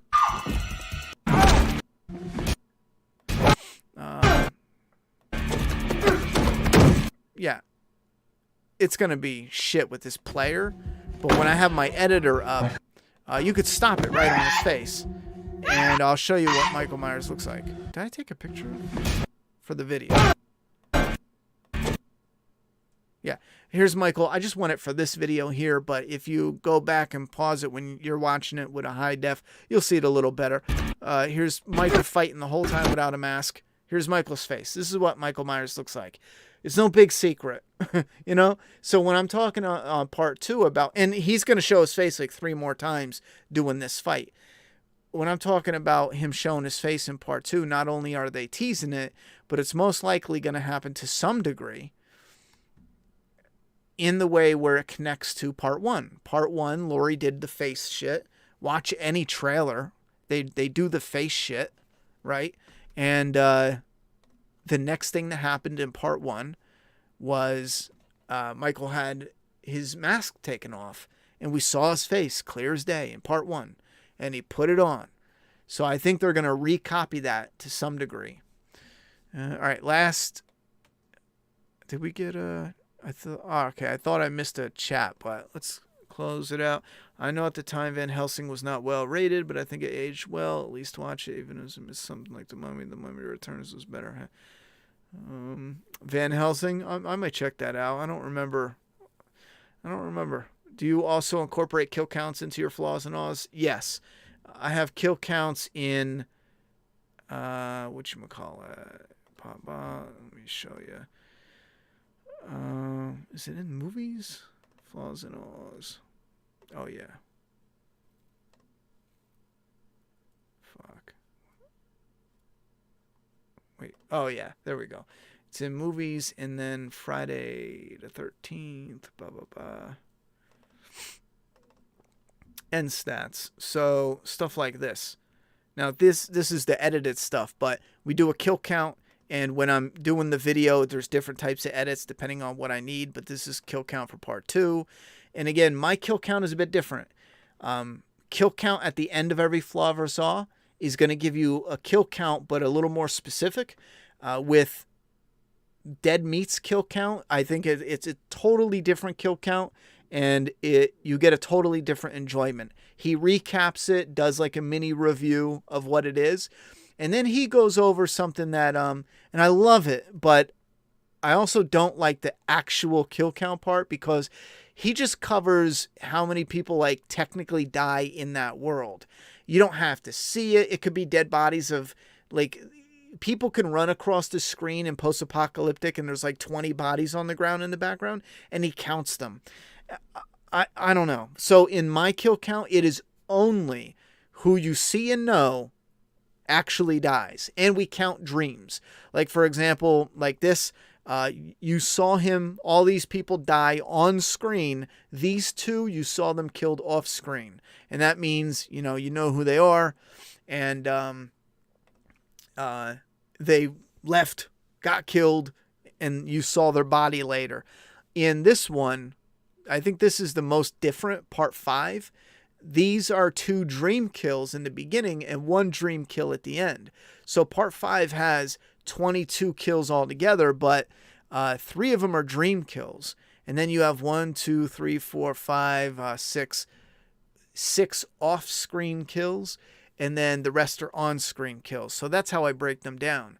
But if you see just bodies, dead bodies in its post-apocalyptic, it's not a kill. You don't see them killed. It's a dead body count, but that would just be a body count, in my opinion. But it's still, I love Dead Meat. I love the kill counts. But I'm just saying my kill count is a bit different at the end of the review. And that's because it's only what you see die on screen, or what you get as a death reveal. All right. Solid. Thanks for showing. You think they continue the story if they do another 3 and start fresh? I'm not sure what they're going to do with Halloween. They're definitely going to keep it going to some degree. It might be a total reboot, because keep in mind, unless they do a supernatural angle with Michael or the legacy character. But you can't lock Michael back up and then have him escape again. I mean, you could, but come on. So this is tricky. Michael's a tricky character. Jason can hide in the woods fucking somewhere, Michael's got to fucking do something. Would you be willing to take recommendations for movies that you've never seen that people would like to watch? There's a ton of good budget movies. I love the idea, but again, nothing like that is going to happen until not this year, just because Flaw vs. Awe is the only thing that's going forward. We will regroup on New Year's sometime, starting the new year in 2022, and hopefully we'll add or something, change. Like, we'll see where we're at then. Solid, thanks for, okay. Van Helsing, Hugh Jackman. Yeah, I'll check that out again. I don't remember some of those. I could have skipped some, but I'll check them out. You got a solid eye. You should rate movies or something and break them down. I should give it a shot. What did you think of the depth movies, Dark Shadows and Sleepy Hollow? I got them on Blu-ray recently, sort of by mistake in a way. Not a fan of Dark Shadows. I think I stopped watching it. I don't remember why. It's been a while. And Sleepy Hollow, that's one that I don't remember, but I remember watching it once, not enjoying it, watching it with a girl, on a little mini date. A second time, enjoying the visuals and enjoying it more, not caring about enjoying it, if that makes sense. Like, when I went to see it in theaters as a movie, I remember being like, ugh. But then after the fact, I liked some of the visuals, but I don't have much of a memory outside of that. But it's been at least over 10 years since I've seen it. Yeah. Yes, dream kills count. Sometimes dream kills can be next level. Yeah, the reason I went with dream kills is because it's a kill count at the end of the Flaw vs. Awe review. the idea is you're counting the kills that you see. So you see someone get brutally stabbed, and visually, you as a viewer, you're watching a kill. Doesn't matter if it's in a dream in that world or if it's a real character in that world. You're seeing a kill on screen. So we count it, but we label them. So that way you can have your differences if you want. So I think this, in my opinion, I think this is the most up-to-date kill count, even as far as like when you're a Friday fan, even compared to online. Because when you search online, they count kills on screen that are not on screen. Like Christie. He did not die on screen. He walked up, he went, oh, and then he was dead. I'm sorry, that's not on screen. You need some type of, follow-up. Something. Who else? The guy, what was his name? The guy who, set plates for dead people. He was in a hallway and he went, oh, and then you saw an axe or a cleaver and that's it. And then you see his body later. That's an off-screen death. It's the same thing when someone is just not around and then later you see their body get thrown through the window. They died off screen. Again, so I stand behind mine, even compared to the lists that are online, as the most accurate kill counts. And if anyone wants to add and kind of debate, we can make them even better. Just had a great idea. Flaws vs. Oz on 7. That's definitely one I would love to do. You like paranormal movies? Not really. They have to really be hitting for me to like them. I'm not big on ghosts. I don't find them scary. I'm not real big on that. Grave Encounters or Paranormal Entity. Seen it. I enjoyed it behind the scenes. Oh, I think I know what you mean. Yeah, I'm not big into the whole ghost stuff. I'm not big on possessions. I just don't find any of that scary. Sometimes it can get creepy when you're watching those type, like a creepy scene or a moment, but I'm not real big on those types.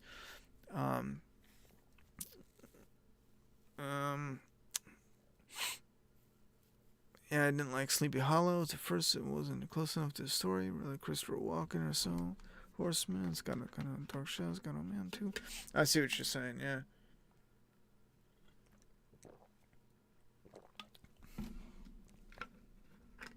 Yeah. Thoughts on Halloween Ends picking up a few years after Kills? I don't know. I think that it depends on how Kills pops off.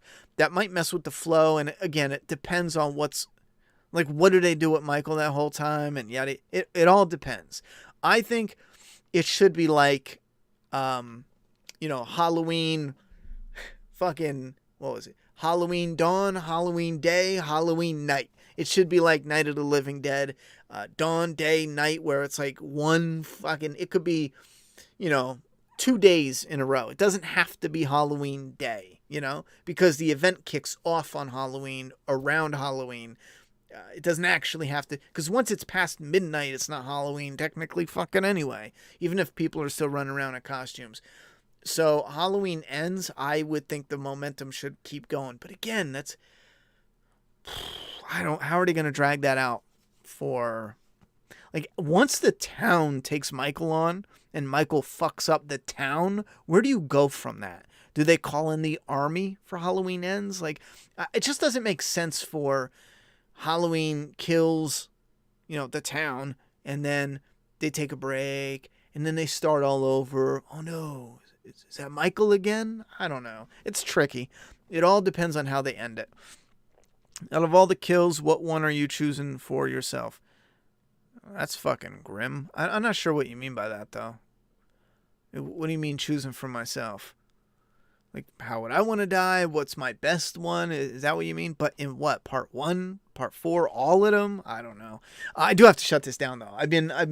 I love chatting with you guys, but I really, really got to get this shut down. Thank you very much for hanging out with me. What's up? Sorry to hear you're leaving The Walking Dead, but I totally get it. Thoughts on Hills Have Eyes? Hills Have Eyes, I'm mixed. Some of it's cool. Some of it's iffy. The older ones, the newer ones, again, it's a little hit or miss. Yeah, I'm a bit more grounded. I think grounded is scarier, having a more human villain, having a yada yada yada, but I'm gonna roll. Like I said, if you I think there's one more time.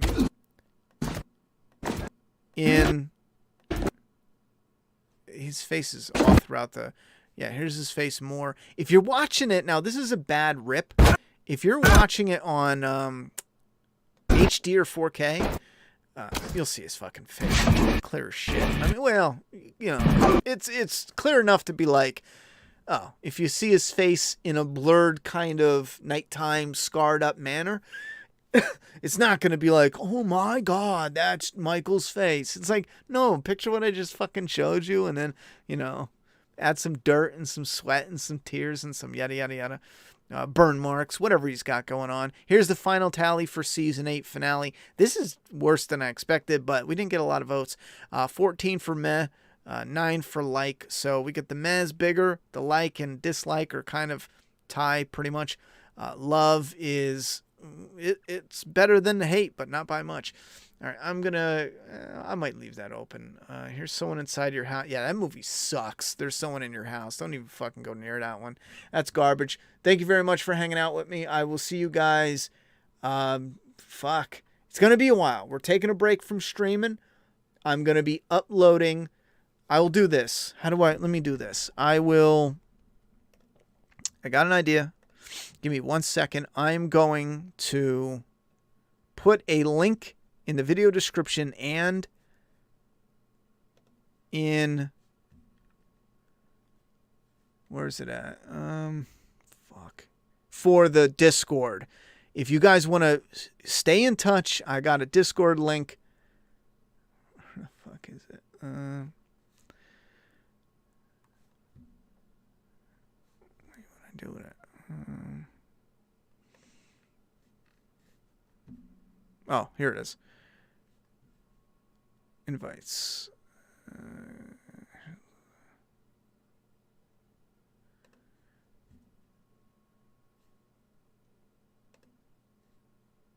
All right, here's a Discord invite.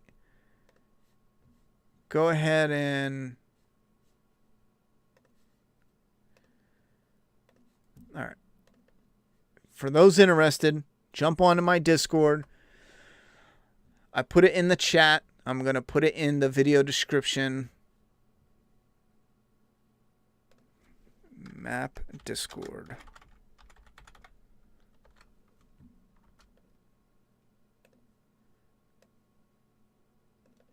Because we're not going to have streams for a bit. However,